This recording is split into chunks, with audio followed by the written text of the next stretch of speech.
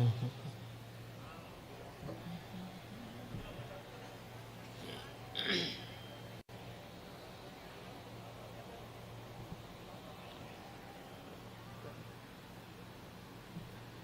ये देखो क्या होता है, हमारे ऊपर रोशनी है तो सामने भी उतनी होना चाहिए जितने। अब देखो आप अंधेरे में हो, तो ये अनुभव के लिए बता डालना ही पड़ता है ना। ओम शांति।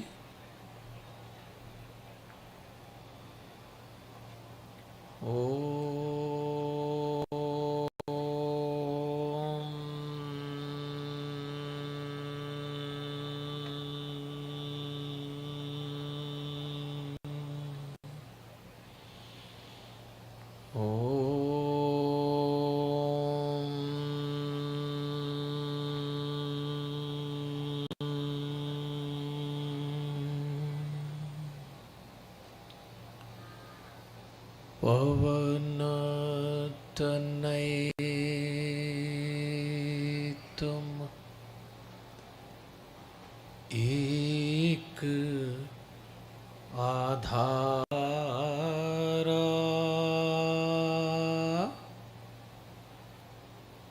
कथा कहूँ मैं मति अनुसारा।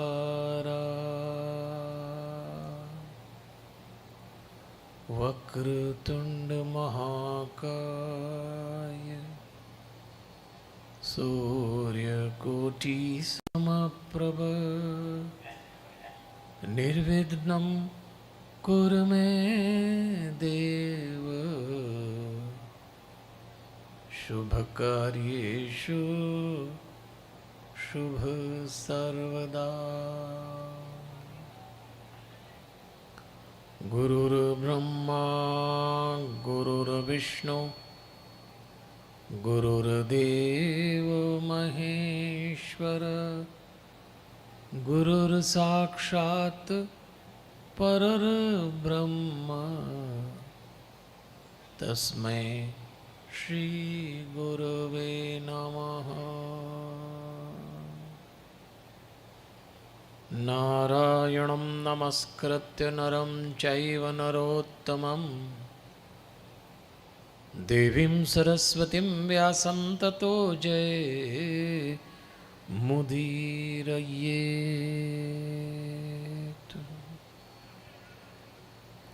परमपिता परमेश्वर की बड़ी अनुग्रह भरी दृष्टि है और भगवान की असीम अनुकंपा है कि आज हम सब लोग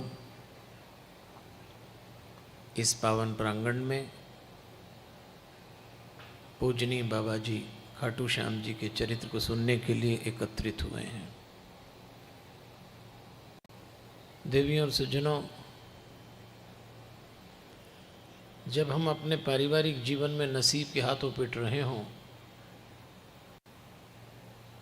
ऐसे में भी परिवार बचाना और परिवार चलाना हो तो केंद्र में कोई चाहिए,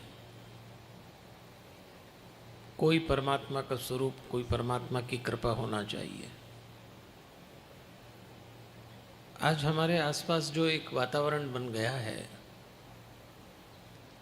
आदमी बाहर से सामान्य दिखता है, कभी कभी तो प्रसन्न भी दिखता है, लेकिन जरा सा एकांत में किसी को छू लो तो उसका दिल टूटा हुआ दिखता है। भक्त का जीवन धारावाहिक संघर्ष है, एक संघर्ष मिटाओ दूसरा पैदा हो जाता है। लेकिन परमात्मा जो होता है वो प्रतिपल प्रसन्न होता है। इसलिए भगवान अपने भक्त से हमेशा ये उम्मीद करते हैं कि मेरे भक्त को कभी उदास नहीं रहना चाहिए। आज जिनके चरित्र से हम अपने जीवन को जोड़ने के लिए एकत्रित हो रहे हैं, उनका नाम संसार कहीं उनको खाटू नरेश कहा, खाटू श्याम बाबा कहा, शीश के दानी का, कोई भी नाम ले लें, उनके चाहे हैं कि आज गर्दन भले ही उतर जाए पर रस पूरा मिलना चाहिए। और जिसकी कथा सुन रहे हैं वो तो वैसे ही शीशदानी है, इनके जीवन में गर्दन उतरने का बड़ा महत्व है। तो आइए खाटू श्याम जी के चरित्र से अपने जीवन को जोड़ें। पहला स्तर हमारे पारिवारिक जीवन में इनको लेकर चलें और इनके परिवार से जोड़ के देखें।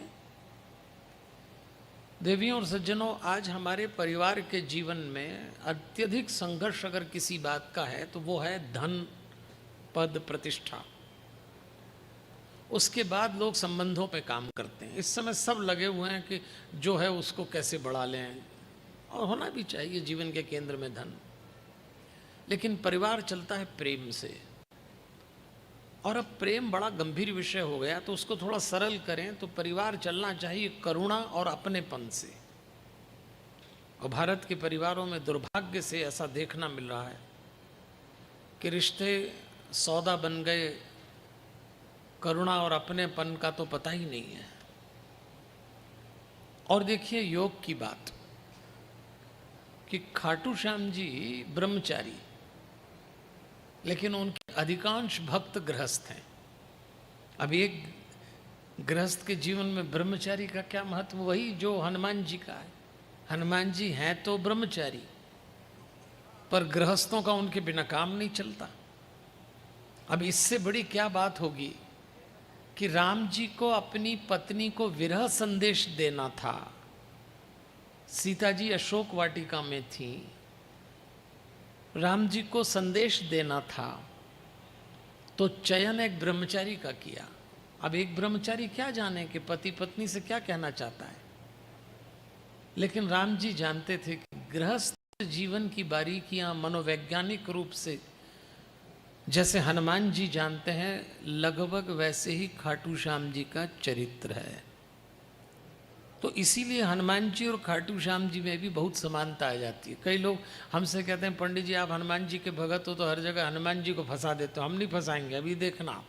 हार कहा जाता है इनके लिए, ऐसा कहा है हारे का सहारा, इनके लिए कहा है शीश दानी। जरा इस पर विचार कर लें और फिर आगे चलते हैं कि हारे का सहारा होता क्या है, क्यों इनके साथ इस संबोधन को दिया गया। तो हारे का सहारे का मतलब कि जो खुद से हार गए, जो अपने दुर्गुणों से हार गए। हमको कोई पराजित नहीं कर सकता सिवाय इसके कि हम अपने दुर्गुणों से ही पराजित होंगे। तो जो लोग अपने ही दुर्गुणों से पराजित हो रहे हों, खाटू श्याम बाबा उन हारे का सहारा है। तो इनके चरित्र में चलें तो इस बात की तैयारी रखें कि कहीं न कहीं हम खुद से ही हार रहे हैं, खुद से हार रहे हैं। और देखिए हरे का सहारे का एक और मतलब मैत्री भाव। इनके चरित्र में दो चीजें दिखती हैं, एक साक्षी भाव, एक मैत्री भाव। साक्षी भाव ये कि इन्होंने गर्दन उतार के महाभारत देखी थी, और मैत्री भाव ये कि सबके काम आएंगे तभी हारे का सहारा बने। और ये भी सही है कि अगर आप इनके मैत्री भाव को समझ जाएं तो आप अपनी ऊर्जा का सबसे सही उपयोग भी कर लेंगे। खाटू श्याम बाबा के भक्तों को ये मालूम होना चाहिए कि अगर आप इनके भक्त हैं तो अपनी शक्ति का सदुपयोग करना सीखिए, तभी आप इनके सच्चे भक्त बन पाएंगे। हमारे अंदर एक ऊर्जा है, एनर्जी, वो शत्रु भाव में जितनी प्रकट होती वो मैत्री भाव में उतनी प्रकट नहीं होती। आप देख लेना, दोस्ती निभाने के लिए आदमी उतनी ताकत नहीं लगाता, पर किसी से दुश्मनी हो जाए तो उसको निपटाने के लिए पूरी ताकत लगा देता है। ये मनोविज्ञान है आदमी का। शत्रु भाव में हिटलर कहा करता था कि यदि किसी देश को मजबूत होना हो तो उसको दो चार दुश्मन पाल के रखना चाहिए। तो बिना शत्रु के आप अपनी ऊर्जा का पूरा उपयोग भी नहीं करते। लेकिन खाटू श्याम बाबा से कहते हैं कि अपनी शक्ति का मैत्री भाव में भी उपयोग किया जा सकता है। कलयुग में कृष्ण अवतार बन गए, तो चलिए थोड़ा सा इनकी कहानी को समझते हैं। ये जिस परिवार में हुए उस परिवार को समझते हैं।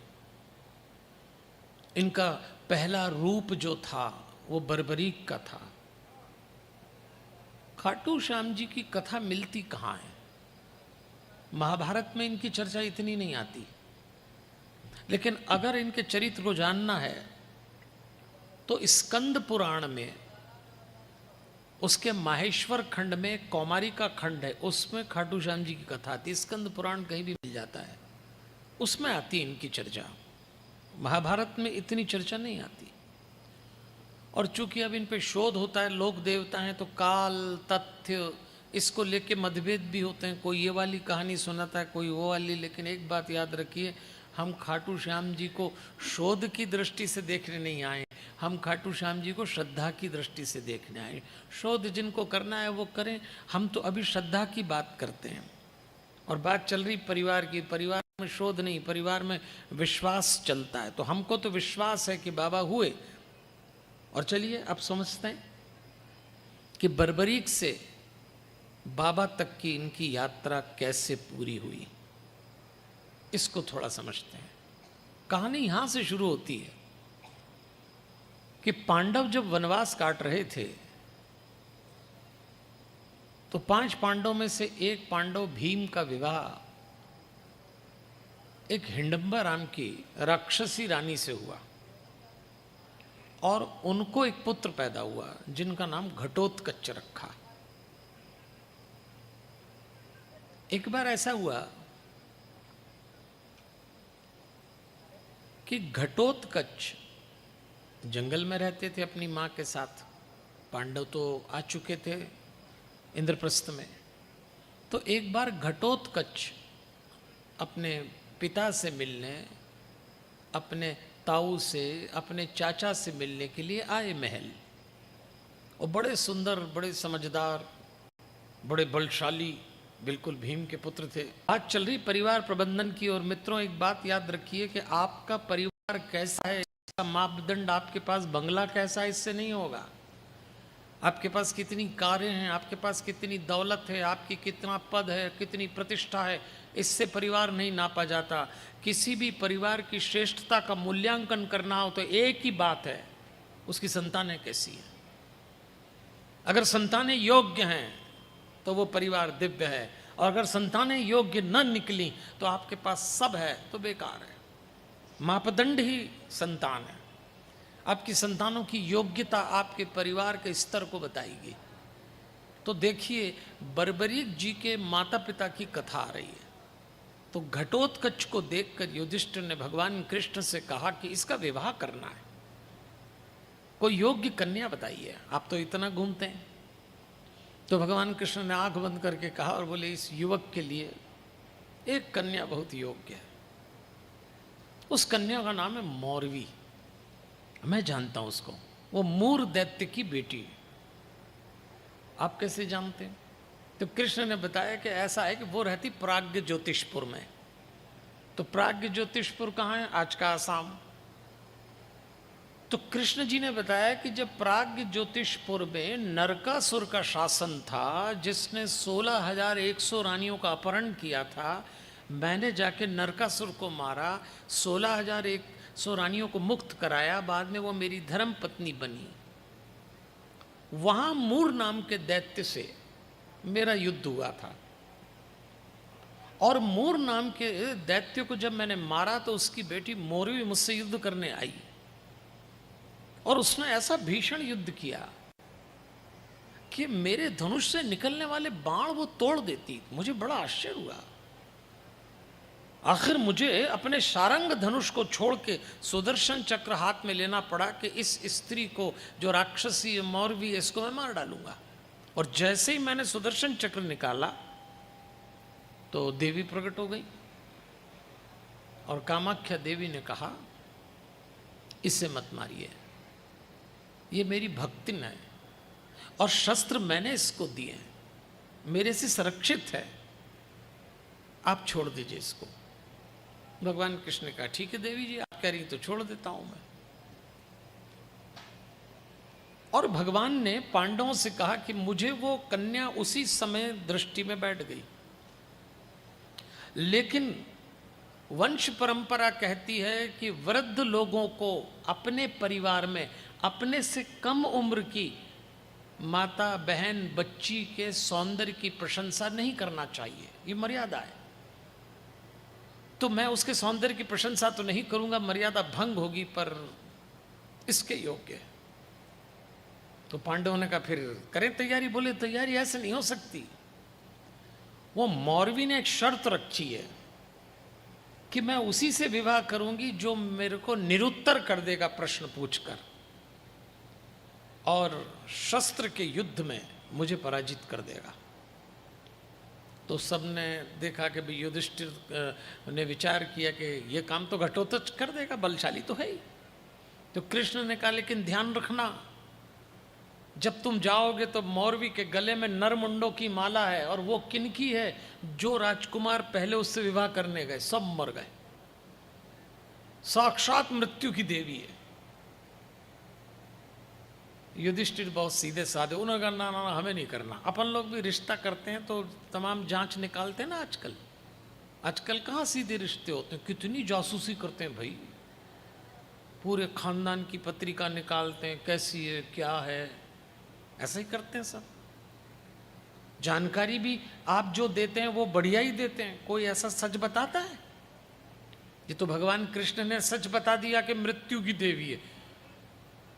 पहले तो किसी कन्या का प्रस्ताव जाता है तो जीवन की देवी बताते हैं, वो तो बाद में पता लगता है कईयों को कि कौन सी देवी निकली। शुरू में तो माँ बाप भी 20-22 साल तक बढ़िया पालते हैं, और फिर जिससे करते हैं बोले ले जा बेटा हमने संभाली, अब तू संभाल, वो भी ले जाता है। युधिष्ठिर ने मना कर दिया, ना ना ना, अगर उसकी ऐसी ख्याति है तो वो लाख योग्य हो, दूध कितना ही स्वादिष्ट हो, लेकिन अगर जहर की बूंद गिर गई तो दूध काम का नहीं।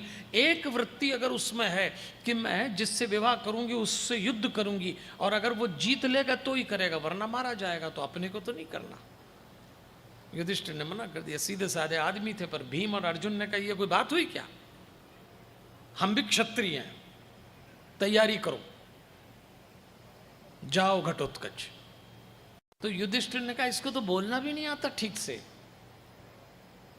तब घटोत्कच ने कहा सूर्य की किरण और मनुष्य के सद्गुण व्यवहार पाके प्रकट होते हैं, मुझे अवसर तो दीजिए। सबने कहा जा भाई। घटोत्कच पहुंच गए। मौरवी की रक्षिकाओं ने उसको रोका और कहा क्यों आए हैं? बोले आपकी रानी से, राजकुमारी से विवाह करने। उन्होंने कहा आप जानते हैं ये नरमुंडों की माला, आपने देखा यहाँ कितने लोग मृत्यु के ग्रास हो गए, हमारी राजकुमारी की शर्तें मालूम है? हाँ बोले सब मालूम है, तुम तो बुलाओ। तो राजकुमारी आ गई। राजकुमारी ने भी कहा कि आप मुझसे विवाह करना चाहते हैं, और घटोत्कच बड़े सुंदर दिखते थे, बड़े बलशाली थे, तो प्रभावित तो हो गई हो। तो उसने पूछा मेरी 2 शर्तें, पहली शर्त यह है कि मुझे कोई निरुत्तर कर दे। तो आपके पास कोई ऐसा प्रश्न है?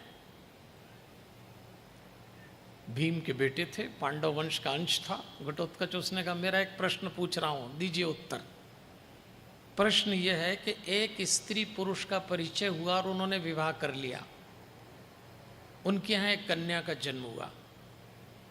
कन्या के जन्म के बाद उसकी मां मर गई, तो वो जो पिता था उसने उस अपनी कन्या को पाला, और जब वो कन्या युवा हुई तो उस पिता की नीयत बदल गई। वो कामी था, वासनामयी था, तो उसने अपनी ही बेटी से झूठ कहा कि तुझे हम कहीं से लाए थे, तू हमारी पुत्री नहीं है, हमने तेरा लालन पालन किया है, तो अब तू मुझसे विवाह कर ले।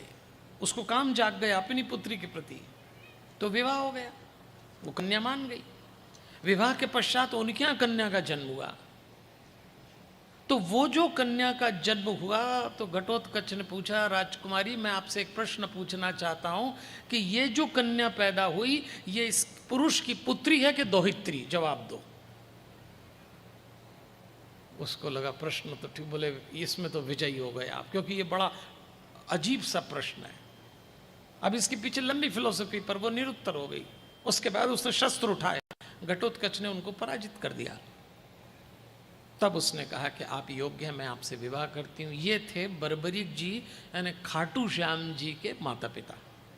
ऐसे विवाह हुआ, ऐसी परीक्षा के साथ मौरवी ने इनसे विवाह किया था। विवाह के पश्चात जब पुत्र का जन्म हुआ तो उसके जो बाल थे वो बर्बरी बाल थे, घुंघराले, जैसे बब्बर शेर के बाल होते हैं। तो इनका बचपन से नाम पड़ गया बर्बरीक। बाकी नाम तो फिर हम लोगों ने दिए बाबा खाटू श्याम जी, नाम तो बर्बरी की था। हम लोग भूल जाते हैं भगवान को अपना बात का नाम देने के बाद पहला क्या था। जैसे हनुमान जी हनुमान जी हनुमान जी करते हैं, हनुमान जी तो हनुमान जी का नाम नहीं है, हनुमान जी तो उनका विशेषण है, टाइटल है। हनुमान जी का नाम, हनुमान जी तो बजरंगी है हनुमान जी के पहले, क्योंकि वो वज्रांग थे, स्टील बॉडी थे, ये बर्बरी बाल वाले थे, तो इनका नाम बर्बरीक हो गया। और घटोत्कच और मौरवी इस बालक को लेकर एक बार अपने पिता के पास आए। पिता मतलब भीम के पास, पांडव बैठे हुए लेके आए। उस दिन भगवान कृष्ण भी उपस्थित थे और उन्होंने आके कहा कि ये हमारा पुत्र है। इसके मन में कई प्रश्न है और हम, हे भगवान कृष्ण, आपके पास आपकी शरण में लेकर इसको आए हैं। देखिए यहाँ एक बहुत बारीक बात आई है। घटोत्कच और मौरवी यदि बर्बरीक को भगवान कृष्ण के जीवन में नहीं लाते या भगवान कृष्ण को उनके जीवन में नहीं लाते, तो क्या बर्बरीक खाटू श्याम हो सकते थे? ये कहानी हमको ये संदेश देती है कि हम अगर माता पिता हैं तो समय रहते अपने बच्चों को भगवान से जोड़ दीजिए। समय रहते घटोत्कच और मौरवी ने बर्बरीक को भगवान कृष्ण से जोड़ दिया। हम लोग नहीं जोड़ पाते। हम लोगों को शायद अपना स्वार्थ, अपनी महत्वाकांक्षा, समय अब किसी के पास है नहीं, माँ बाप खुद ही भगवान से नहीं जुड़े तो बच्चों को क्या जोड़ेंगे। और अगर माँ बाप जुड़ जाएं तो माँ बाप सोचते हैं अभी तो बच्चे हैं, अभी तो पढ़ रहे हैं, अभी तो छोटे हैं, बहुत देर हो जाएगी। और ये तो बहुत टफ टाइम है बच्चों के लिए। इस समय भगवान से इनको जोड़िए, ईश्वर इनके जीवन में होना चाहिए। वो लेके आए बर्बरीक को और मिलाया। देवियों और सज्जनों, आज हमारे बच्चों को हम समय रहते भगवान से नहीं जोड़ेंगे तो उनको जीवन के प्रश्नों के उत्तर अपने ही ढंग से मिल जाएंगे। एक बच्चा एक दिन घर आया, उसकी माँ रोटी बना रही थी, पिता दफ्तर का कुछ काम कर रहा था। तो उस बेटे ने, उस बच्चे ने आके माँ से कहा कि माँ, आज हमारी क्लास में रामायण पढ़ाई तो उसमें कुछ प्रश्न भी थे, मुझे समझ नहीं आया, तो मैं आपसे पूछना चाहता हूँ। वो कथा सुन के होमवर्क है कि रावण ने सीता जी का अपहरण कहाँ किया था। माँ ने रोटी बनाते बनाते बता दिया कि यहाँ किया था। हाँ, बोले ठीक है। अच्छा माता, एक और प्रश्न है कि हनुमान जी राम जी को पहली बार कहाँ मिले, उत्तर दे दीजिए। माँ रोटी बना रही थी, उन्होंने उत्तर दे दिया। अच्छा तो अब एक बार और बता दीजिए कि हनुमान जी महाराज कहाँ गए थे लंका में माँ सीता जी को ढूंढने। अब माँ ने बोला, देख मैं रोटी बना रही हूँ, पहले ही बहुत परेशान हूँ, तू बार बार मुझसे पूछ रहा है, तेरे पिताजी क्या कर रहे हैं, उनके पास जाके पूछ ले। घर आने के बाद कागज ही काले करते रहते हैं, ऐसे भिड़ जाते हैं जैसे राष्ट्र चला रहे हैं, उनके पास जा। वो बच्चा बेचारा उनके पास आ गया। उसने कहा, पिताजी पिताजी, माताजी ने 3 उत्तर दे दिए, बच्चे 3 आप दे दो। उन्हें क्या बात है? बोले आज हमारी कक्षा में महाभारत पढ़ाई तो उसमें महाभारत का युद्ध कहाँ हुआ था। पिताजी ने कहा, अरे क्या ऊटपटांग पूछ रहा है, माँ से पूछ ले। महाभारत का प्रश्न पूछ रहा है, जा माँ से पूछ। तो उसने कहा, माँ ने आपके पास भेजा है। तो पिताजी जोर से चिल्लाए, अरे क्या रोटी बनाती रहती हो हमेशा, इसकी बात का उत्तर क्यों नहीं देते, मैं ज़रूरी काम कर रहा हूँ। तो माँ ने चिल्ला के बोला, अरे कौन सा ज़रूरी काम कर रहे हो, कागज़ रंगते रहते हो, कभी हमारी भी मदद कर दिया करो। और वो दोनों ही भिड़ गए। तो बच्चे ने कहा, बस बस बस, मुझे पता लग गया महाभारत में क्या होता है। तो क्या महाभारत में ये होता है? क्या महाभारत में मनुष्य से मनुष्य का युद्ध ही है? क्या 4 लोग लड़ने लगे तो अपन कहते हैं महाभारत हो रही है? तो महाभारत लड़ाई का नाम है? ये अब पता लगेगा। ये सारे पात्र महाभारत के निकले हुए हैं। खाटू श्याम जी का महाभारत से बड़ा गहरा जुड़ाव है। और हम लोगों के लिए महाभारत मतलब 4-5 कहीं पंगा और हम बोलते हैं अच्छी महाभारत लग गई, अब महाभारत होने वाली। तो लड़ाई है केवल महाभारत। और अभी भी हमारे लोक जीवन में ऐसी परंपरा है कि लोग अभी भी कहते हैं कि महाभारत का ग्रंथ घर में नहीं रखना चाहिए। अभी ऐसी बातें करते हैं। रामायण रखते हैं, महाभारत नहीं रखते घर में। अच्छा, महाभारत करते हैं, रखते नहीं है घरों में। और रामायण रखते हैं पर रामायण जैसा करते नहीं है। क्या मतलब है महाभारत का? उस बच्चे बर्बरीक को लेकर घटोत्कच और मौरवी आए और भगवान कृष्ण को प्रणाम कराया। कहा ये हमारा बालक है, हम आपकी शरण में लाए हैं। भगवान कृष्ण ने बर्बरीक से पूछा, बालक क्या बात है? अब जो बर्बरीक ने कहा, ये पूरे प्रसंग आते हैं स्कंद पुराण में। हाथ जोड़ के उस बालक बर्बरीक ने भगवान कृष्ण से कहा कि मैं मन, बुद्धि और समाधि से आपसे 3 प्रश्न पूछना चाहता हूं। एक बार तो भगवान कृष्ण चौंक गए। एक छोटे से बालक के मुंह से ये बात सुनना कि मैं बुद्धि, मन और समाधि से 3 प्रश्न पूछना चाहता हूं। तो भगवान कृष्ण ने पूछा, तुम्हें ये तीनों अलग अलग मालूम है? हाँ, बोले मैं जानता हूं कि बुद्धि अलग है, बुद्धि का संबंध शरीर से है। मन, जिसको हम लोग अंग्रेजी में माइंड बोलते हैं, और समाधि का संबंध आत्मा से है। और मनुष्य 3 बातों से ही बना है। जिसको ये बात जितनी जल्दी और अच्छे से समझ में आ जाए, वो उतनी जल्दी शांत हो जाता है। हमें मालूम होना चाहिए कि हमारी अशांति का सबसे बड़ा कारण क्या है। अगर आप किसी से पूछें कि आपकी अशांति का सबसे बड़ा कारण क्या है, तो कहेगा व्यापार ठीक नहीं चल रहा, कोई कहेगा पत्नी ठीक नहीं, कोई कहेगा पति ठीक नहीं, कोई कहेंगे बच्चे ठीक नहीं है, बच्चे कहेंगे माँ बाप नहीं ठीक है। तो अपनी अशांति का कारण सभी लोग दूसरों को बताते हैं, लेकिन सच तो यह है कि आपकी अशांति का कारण और आपकी शांति का कारण आप हैं। और यदि आप अशांत हैं तो क्या आपको मालूम है क्यों है? दूसरे के कारण नहीं है। जिसका शरीर, आत्मा और मन चिपका रहता है वो अशांत। इस थ्योरी को बहुत अच्छे से समझ लेना, जीवन प्रबंधन है। मन एक एडहेसिव की तरह शरीर आत्मा को चिपका के रखता है। जब आप मन को डिसॉल्व करते हैं तो शरीर आत्मा में गैप आ जाता है, और शरीर आत्मा में गैप आते ही आप शांत हो जाते हैं। तो जिसका शरीर और आत्मा चिपका हुआ वो अशांत, और जिसके शरीर में आत्मा में गैप वो शांत। वो गैप कैसे आता है आगे देखेंगे।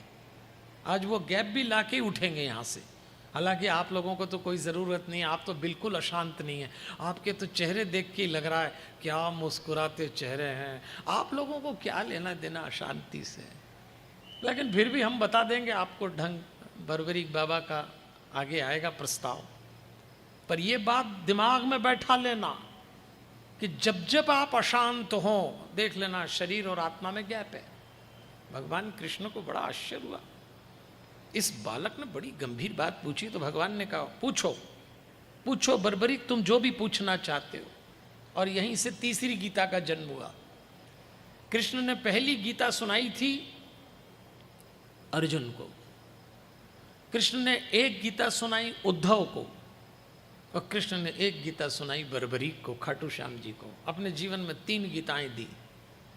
अब बातचीत शुरू हुई तो बर्बरीक ने प्रश्न पूछा कि मैं आपसे पूछना चाहता हूं कि मनुष्य जीवन का कल्याण ऐश्वर्य से होता है, 7 बातें पूछी उन्होंने, या धर्म से होता है, या दम से, दम मतलब इंद्रियों का कंट्रोल, चौथा केवल तपस्या से होता है क्या, या केवल द्रव्य से होता है यानी दौलत से होता है, या केवल भोग से होता है, और 7वां पूछा या केवल मोक्ष से होता है। मुझे बताइए इन 7 में से मनुष्य का कल्याण किससे अधिक होता है? ये बात मैं आपको इसलिए बता रहा हूं कि जिन खाटू श्याम जी को हम आप पूजते हैं, वो खाटू श्याम जी तैयार कैसे हुए ये हर भक्त को मालूम होना चाहिए। वो देवता केवल भजन करके, नाच गाने करके, शोर शराबा करके, भीड़ इकट्ठी करने का देवता नहीं है। ये तो होना चाहिए, लेकिन विचार के स्तर पे हम जाने तो सही कि तैयार कैसे हुए। इतना गंभीर प्रश्न। तब कृष्ण ने कहा कि बर्बरीक, मनुष्य का कल्याण इन 7 चीजों से अलग अलग नहीं हो सकता। कभी किसी को कुछ जमेगा, कभी किसी को कुछ जमेगा। इसीलिए बर्बरीक मैंने मनुष्य जीवन को 4 भाग में बांटा, और पहला भाग है उसका ब्राह्मण, दूसरा क्षत्रिय, तीसरा वैश्य, चौथा शूद्र, जिसको हम लोग वर्ण कहते हैं। भगवान कृष्ण कहते हैं ये वर्ण बाद में है। जन्म से कोई ब्राह्मण हो मेरी दृष्टि में नहीं, मेरी दृष्टि में वो कर्म से ब्राह्मण होना चाहिए। तो भगवान कृष्ण ने बर्बरीक से कहा मैंने मनुष्य को 4 वर्ण दिए हैं, और देवियों और सज्जनों, हम 24 घंटे में 4 वर्ण से गुजरते हैं। जब हम पूजा पाठ विद्वत्ता का काम करें तो हम ही ब्राह्मण हैं, जब हम पराक्रम का काम करते हैं तब हम ही क्षत्रिय हैं, जब हम व्यापार का काम करते हैं तो हम ही वैश्य हैं, और जब हम सेवा का काम करते हैं तो हम ही शूद्र हैं। हम चारों एक साथ हैं 24 घंटे में। जन्म की बात तो अलग है। तो भगवान कृष्ण ने कहा कि मैंने एक कोड ऑफ कंडक्ट, एक नियम बनाया है कि जो तप करे, जो इंद्रिय संयम करे और जो स्वाध्याय करे, मैं उसको ब्राह्मण मानता हूँ। अब आपका जन्म किस कुल में हुआ, ब्राह्मण कुल में, अपनी बात है, लेकिन क्या आप स्वाध्याय करते हैं? ब्राह्मण स्वाध्याय करना चाहिए, या जो भी स्वाध्याय करेगा भगवान उसको ब्राह्मण मानेंगे। स्वाध्याय का अर्थ होता है स्वयं का अध्ययन, सेल्फ एनालिसिस, और वो योग से होता है, वो मेडिटेशन से होता है। तो भगवान ने बता दिया कि क्षत्रिय का मतलब जो बल का उपयोग करे, जो दुष्टों का दमन करे और जो साधुओं की रक्षा करे। कृष्ण कहते हैं मेरी दृष्टि में वो क्षत्रिय है। दुष्टों का दमन और साधुओं की रक्षा, ये 2 बातें अलग अलग बताई है। हालांकि भगवान कृष्ण ने तब बताई, आजकल ये 2 बातें अलग अलग नहीं है। भाई दुष्टों का दमन करो, साधुओं की रक्षा करो, पर दुष्टी साधु बन जाए तो फिर क्या करो? फिर तो भगवान से ही पूछो। आजकल तो दुष्टी साधु बन जाते हैं। कई साधु इस देश में, साधुओं को प्रणाम, इस देश में कुछ ऐसे साधु हुए जिनके कारण ये देश चल रहा है, पर कुछ दुष्टों को, इसमें रावण बड़ा पारंगत था। रावण ने सीता का अपहरण काहे में किया? साधु वेश में। दुष्ट अगर साधु वेश में चला जाए तो वेश बचाना बड़ा मुश्किल हो जाता है, तो फिर किसकी रक्षा करेंगे?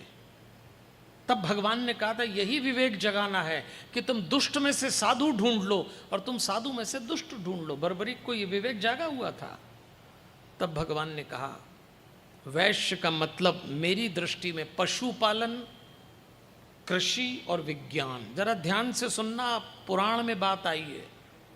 यदि आप वैश्य हैं, आप में से अधिकांश लोग वैश्य हैं, खाटू श्याम जी के अधिकांश भक्त वैश्य हैं, तो कृषि, पशुपालन और विज्ञान, ये 3 काम करने वाला वैश्य, ऐसा कृष्ण जी ने शास्त्रों में कहा है। पशुपालन का अर्थ अगर आप केवल एक प्रतीकात्मक ले लें तो गौ सेवा। तो क्या गौ सेवा केवल इसलिए की जाए कि गौ हमारी माता है, या हिंदू धर्म में गाय के बारे में कहा है? भगवान तो प्राणी मात्र की रक्षा के लिए कहते हैं, पर गौ सेवा की बात निकली है और कृष्ण ने कहा है गौ सेवा। तो मैं आपसे निवेदन करूंगा, आप अपने जीवन में कभी अशांत हो जाएं। आजकल अशांति का, नई पीढ़ी के बच्चे आजकल नेगेटिविटी और पॉजिटिविटी को बहुत महत्व देते हैं। इनको शांति अशांति समझ में नहीं आती, भाई इनको लगता है पॉजिटिविटी आ जाए। आजकल जैसे कुछ बच्चे हमसे मिलते हैं तो हमसे सवाल पूछते हैं कि गुरुजी आपसे एकांत में एक बात करना है। तो हम पूछते पूछो, तो बोलते हैं बहुत नेगेटिविटी आ गई है आजकल। अब हम इसका क्या उत्तर दें? किसी शास्त्र में लिखा है क्या नेगेटिविटी? हम भी पहले बहुत चौंक जाते थे कि ये कोई करंट लग गया कि इसको नेगेटिविटी पॉजिटिविटी का। फिर हमको समझ में आई कि जिसको डिप्रेशन कहा, जिसको उदासी कहा, जिसको चिड़चिड़ापन कहा, उसी को ये लोग अंग्रेजी में नेगेटिविटी कह देते हैं, उसी को पॉजिटिविटी कह देते हैं। तो ये जो नेगेटिविटी और पॉजिटिविटी सबके भीतर है। अगर आपके भीतर नेगेटिविटी का जन्म हो रहा है, अगर आप उदास हैं, तो मैं आपको एक बात बोलता हूं, आप करके देख लेना। बातचीत अभी भगवान कृष्ण बर्बरीक की चल रही है, इसलिए मैं आपको इशारा कर रहा हूँ। आप में से किसी को भी ऐसा लगे कि आज बहुत उदासी सी घेर रही, अच्छा ये उदासी शाम को ज़्यादा घेरती, ध्यान देना। दिन भर तो कट जाता है, सुबह हड़बड़ में निकल जाता है, लेकिन शाम आते आते अच्छे अच्छे ढीले पड़ जाते हैं। ऐसा लगता भागो, ऐसा लगता कुछ अच्छा नहीं लग रहा। उनसे पूछो क्या है, मालूम नहीं, कुछ तो बताओ, समझ नहीं आ रहा, नहीं कोई प्रॉब्लम है, एक हो तो बताएं, नहीं क्या लगता है, बस जीना नहीं चाहते तो मर जाओ, मरेंगे भी नहीं, सामने वाले के प्राण ले लेंगे। अब उनसे पूछो क्या हो क्या रहा है, क्या हो रहा है, एक्सप्लेन नहीं कर सकते। कहीं तो सेक्रेटरिस्ट के पास, डॉक्टर के पास जाके, अब डॉक्टर पूछता आपको क्या तकलीफ है, नहीं समझ नहीं आ रही। अब समझ नहीं आ रही तो फिर हमारे पास क्यों आए, हम क्या समझेंगे? इसका कोई टेस्ट भी नहीं होता है। लेकिन यदि कभी आपको ऐसा लगे कि आपकी लाइफ में, आपकी फैमिली लाइफ में नेगेटिविटी बढ़ रही है, तो 2 जगह दुनिया में ऐसी हैं जहां से 24 घंटे पॉजिटिव वाइब्रेशन निकलते हैं।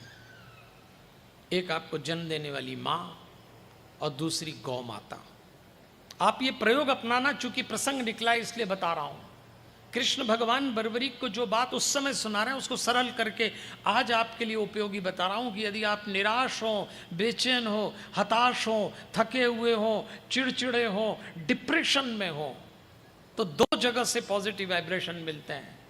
एक आपको जन्म देने वाली माँ, दूसरी गौ माता। तो जन्म देने वाली माँ से कैसे जुड़ सकते हैं? तो हमेशा ध्यान रखना, आपकी दोनों बाहों के बीच में जो आज्ञा चक्र है, माताएं बहनें जब बिंदी लगाती हैं उसके ठीक नीचे उसको आज्ञा चक्र कहते हैं। आप यदि आंख बंद करके अपने भीतर के आज्ञा चक्र को देखें, थोड़ी देर में प्रकाश महसूस होगा और वहां अपनी जन्म देने वाली माँ की आकृति, छवि, चेहरा ले आएं। माँ यदि जीवित है तो, दिवंगत है तो बस उसका चेहरा भीतर से देखें। विज्ञान आज तक इस पे शोध कर रहा है कि कोई आदमी अपने आज्ञा चक्र पे भीतर से माँ की छवि देख ले तो वो शांत कैसे हो जाता है, ये विज्ञान भी नहीं जान पाया, और आप शांत हो जाएंगे। मैं इस व्यासपीठ से बॉन्ड पेपर भी भर के देता हूँ लोगों को कि शांत होने का बड़ा सरल तरीका है। और दूसरा, गौ माता। गाय के शरीर से 24 घंटे पॉजिटिव एनर्जी निकलती है। हम लोग गाय के पास जाते हैं, रोटी खिलाते हैं, चारा खिलाते हैं, लौट आते हैं। अरे कभी आपने गाय की आंख में आंख डाल के देखा है? कोई लंबा प्रयोग मत करना, बस किसी गाय के सामने खड़े हो जाना और उसकी आंख में आंख डालना। गाय की आंख को नवजात लोचन कहा है। नवजात लोचन यानी न्यूली बॉर्न बेबी की आंखें जैसी निष्कपट निश्चल होती है। गाय की आंखें जीवन भर, गाय की आंखों को श्री राम और श्री कृष्ण की जैसी आंखें बताएं। राम जी और कृष्ण जी की आंखें जीवन भर जैसी रही, गाय की आंख वैसी होती है। तो आप प्रयोग करना, केवल गाय की आंख में आंख डाल के देखना, आपको महसूस होगा कि आप अचानक शांत हो गए। ये सब विज्ञान का विषय है। इसलिए वैश्यों के लिए भगवान कृष्ण ने कहा, और शूद्र का मतलब ही सेवा करो। अब देखो, सेवा करने का ये मतलब नहीं है कि आपके पास धन बल हो, आपके पास पावर हो। कई लोग बोलते हैं अरे हम क्या सेवा करें, अब अपनी कोई जान पहचान भी नहीं, अपने पास कोई पैसा होता तो दान कर देते। तो सेवा करने के लिए धन बल, बाहुबल, इस सब की ज़रूरत नहीं है। आप एक सेवा तो कर ही सकते हैं, दूसरों को खुश रखना, ये भी एक सेवा है। इसमें तो पैसा भी नहीं लगता। खुश रहो, खुश रखो, पर आप किसी को खुश तभी रखोगे जब खुश रहोगे। अच्छा, कुछ लोग खुश रह लेते हैं, दूसरे को नहीं रख पाते। सबसे आसान सेवा दूसरे को खुश रखना, और दूसरे को खुश रखने के लिए ज़्यादा उपद्रव नहीं करना है। बस एक ही काम करना, सुबह हो के शाम हो, अपनों से मिले के घरों से मिलें, घर में हो के बाहर हो, ज़रा मुस्कुराइए। ये तो कर सकते हैं। अरे तो करो ना भैया, इसमें थोड़ी पैसा लग रहा है। नहीं करते ये भी लोग, ये भी नहीं। हाँ बस ताली बजा दी बस। अच्छा, जो बजाना है ताली तो ठीक से बजाओ भैया, कम से कम। देखो भैया, ताली तो ठीक से बजाना पड़ेगी। ये जो ताली बजी अभी नहीं बजी, एक बार जोरदार ताली बजाइए खाटू श्याम जी के दरबार में। अच्छा एक बात बताइए, जब अभी इतनी अच्छी बजी तो पहले इतनी अच्छी क्यों नहीं बजी थी? इसीलिए नहीं बजी थी। बैठे हैं आराम से सुन रहे हैं। कुछ का तो सोने का ही टाइम हो गया होगा, तो उनने कहा घर सोते तो यहीं सो जाएंगे आके। अब हमारा तो रोज का ही काम है कथा करना, तो ताली बजवाएंगे तो कम से कम 2-4 जो सो रहे होंगे वो उठेंगे। अच्छा, ये कम वक्त नींद और कभी नहीं आती, कथा में ही आती है। और कथा में तो इतनी मीठी आती है कि हम इधर शुरू वो उधर शुरू, तो लोग बेचैन होना चालू हो जाते हैं। इसलिए इस दरबार में एक बार जोरदार ताली बजाइए मुस्कुराते हुए, फिर आगे चलते हैं।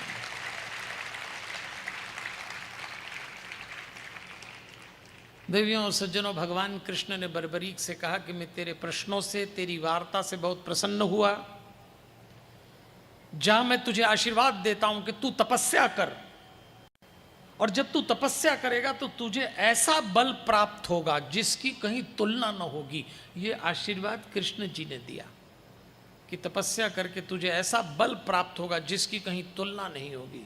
अतुलनीय, अतुलनीय बल। और सचमुच बर्बरीक जी को अतुलनीय बल मिला। और भगवान कृष्ण कहते हैं समय आ गया कि ऐसा काम करो जो अतुलनीय हो, अनूठा हो, अलग हटके हो, अव्वल हो। ये सामान्य का समय नहीं रहा देवियों और सज्जनों। अब जो भी करना पड़ेगा कुछ हटके करना पड़ेगा, कुछ निराला करना पड़ेगा। गया सामान्य का समय। अब जो समय आया खाटू श्याम के भक्तों को ध्यान रखना पड़ेगा। दूध पे तो सभी मलाई जमाते हैं, इनको पानी पे मलाई जमाना आना चाहिए। अगर इतनी तैयारी हो तब जाके हारे का सहारा शीर्षदानी की भक्ति कर पाओगे, वरना भीड़ का हिस्सा बनने में तो कोई दिक्कत नहीं है। आजकल धर्म के नाम पे भीड़ इकट्ठे करने में क्या समस्या जाती है। मैं अभी यहाँ कह दूं कि मेरे को कथा सुनने के बाद मेरे पास एक ऐसा प्रसाद है, मैं आपको दे दूंगा, तो घर जाती मनोकामना पूरी हो जाए तो 100 गुना लोग आ जाएं कल से, 100 गुना। बावले हो रहे हैं लोग, बावले। और भगवान समझा रहे हैं बावले मत हो, तुम्हारा बल, तुम्हारा आत्मबल तुम्हारे भीतर है। दूसरों में ढूंढना बंद कर दो। दूसरों के कंधे पे चढ़ के भगवान कभी किसी को नहीं मिला। भगवान अपने ही कदमों से चलने वालों को मिलता है। तब भगवान ने कहा तू जा, महिसागर नाम का एक संगम तीर्थ है, तू वहां जा।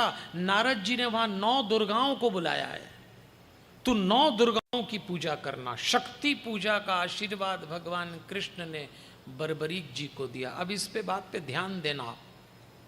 बर्बरीक जी ने कौन सी सिद्धि प्राप्त की, कौन सी पूजा की? 9 दुर्गाओं की।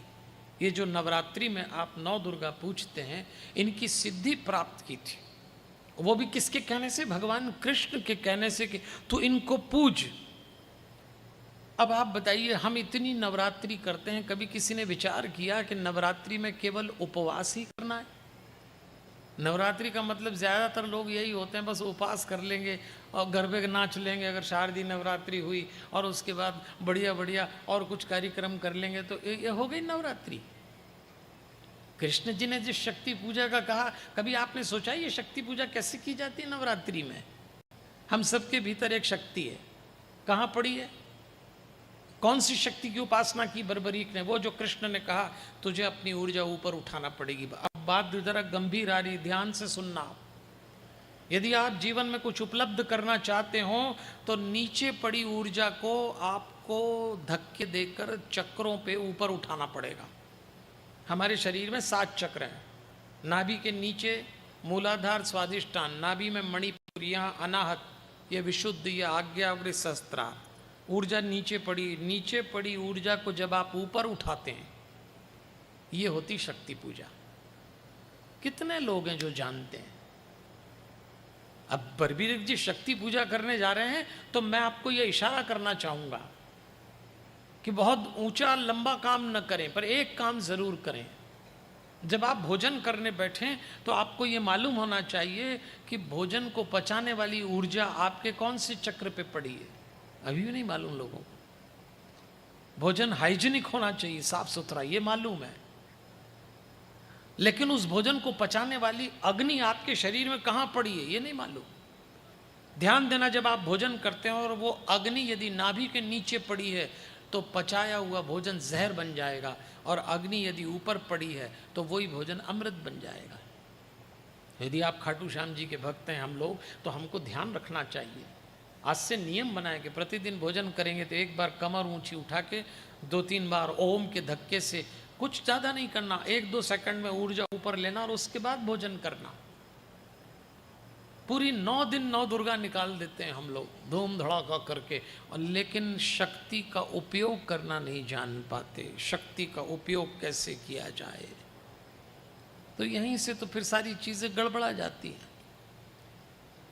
बर्बरीक जी ने भगवान कृष्ण जी से आशीर्वाद प्राप्त किया। कृष्ण जी ने अपना संरक्षण दिया और कृष्ण जी ने कहा जा तू मुझसे दीक्षित हो गया, अब कर 9 दुर्गा की उपासना। जब जाने लगे तो भगवान ने कहा सुन, तेरे प्रश्न सुन के, तेरा हाव भाव देख के, तेरा ज्ञान, तेरा समर्पण देख के मेरा मन होता है मैं तुझे एक नाम देता हूँ, जा तेरा नाम एक सुहृद भी होगा। सुहृदय नाम दिया भगवान ने। खाटू श्याम जी को सुहृदय नाम भगवान कृष्ण ने दिया। सुहृदय का अर्थ होता है जो दूसरों के दुख को देखकर वैसी पीड़ा महसूस करे जैसा दुखी व्यक्ति के किसी आत्मी व्यक्ति को होता हो, उसको सुहृदय कहते हैं। यहीं से हारे का सहारे की नींव पड़ गई कि किसी की भी वेदना देख के तुझे ऐसा लगेगा चलो मैं इसका कुछ काम कर दूं, चलो मैं इसके कुछ काम आऊं। और यही खाटू श्याम जी करते हैं, जिसको हम लोगों ने कह दिया हारे का सहारा बन गए। बस उन्होंने तप किया, 3 वर्ष तक तप किया ऐसा कहते हैं।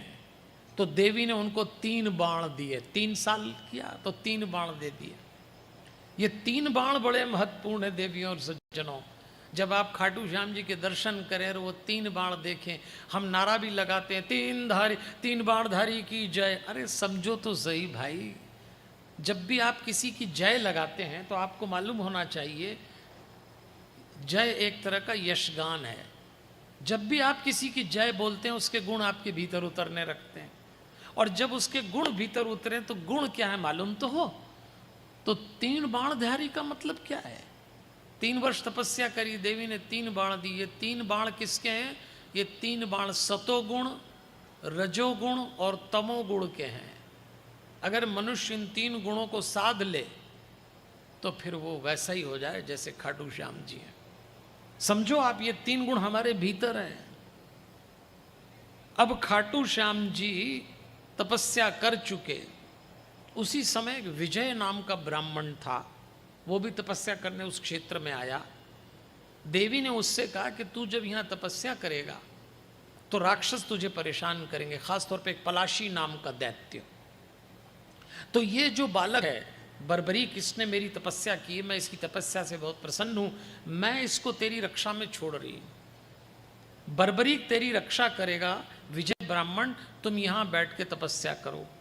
विजय ब्राह्मण ने तपस्या की। पलाशी नाम के करोड़ों दैत्य परेशान करने आते, एक जाति थी, सबको मार के बर्बरीक भगा देते। एक बार तो पलाशी ने युद्ध किया तो मारते मारते उसको पाताल तक ढूंढते ले गए, पाताल में ले जाके मारा। जब वो मरा तो नाग लोक के राजा वासुकी बड़े प्रसन्न हुए।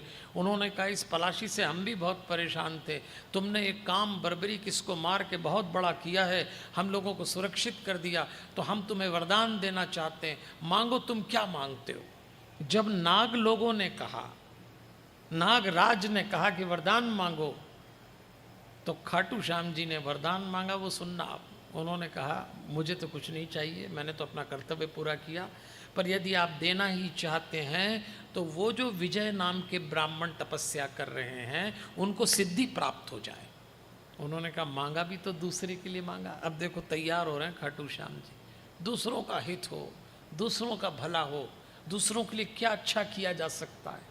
यदि सचमुच हम खाटू श्याम जी के भक्त हैं तो परहित में निज हित देखिए, दूसरों का भला हमारे से जैसे भी ढंग से हो सकता हो वैसा करिए।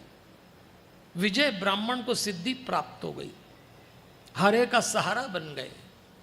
और देवियों और सज्जनों, अब यहाँ एक बहुत महत्वपूर्ण बात आ रही है कि जब नाग लोक से ऊपर पृथ्वी लोक की ओर चले बर्बरीक, तो बीच में नाग कन्याएं मिल गई।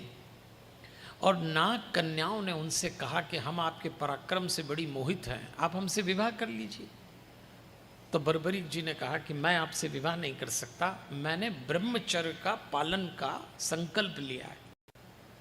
अब देखो, आपने उन्होंने ब्रह्मचर्य के पालन का संकल्प कब लिया? जब वो नीचे से ऊपर उठ रहे थे। और जो भी व्यक्ति नीचे से ऊपर उठेगा वही व्यक्ति ब्रह्मचर्य का पालन कर सकता है। ब्रह्मचर्य का अर्थ ही होता है अपनी ऊर्जा को नीचे से ऊपर उठाना। इस बात को गंभीरता से लीजिए। ब्रह्मचर्य का अर्थ केवल ये नहीं है कि किसी स्त्री या किसी पुरुष से विवाह न करना। अगर चाहो तो गृहस्थी में भी ब्रह्मचर्य उतर सकता है। और अगर लाख ब्रह्मचर्य, बिना अविवाहित रहना और ब्रह्मचर्य का अंतर है। एक बार भगवान कृष्ण की पत्नी रुक्मणी जी ने भगवान कृष्ण से कहा कि जमुना पार एक साधु आए हैं, वो सदा से उपवास आए हैं। उन्होंने इतना लंबा उपवास किया है और अब उनका उपवास टूट रहा है, तो मैं उनके लिए फलाहार लेके जा रही हूँ।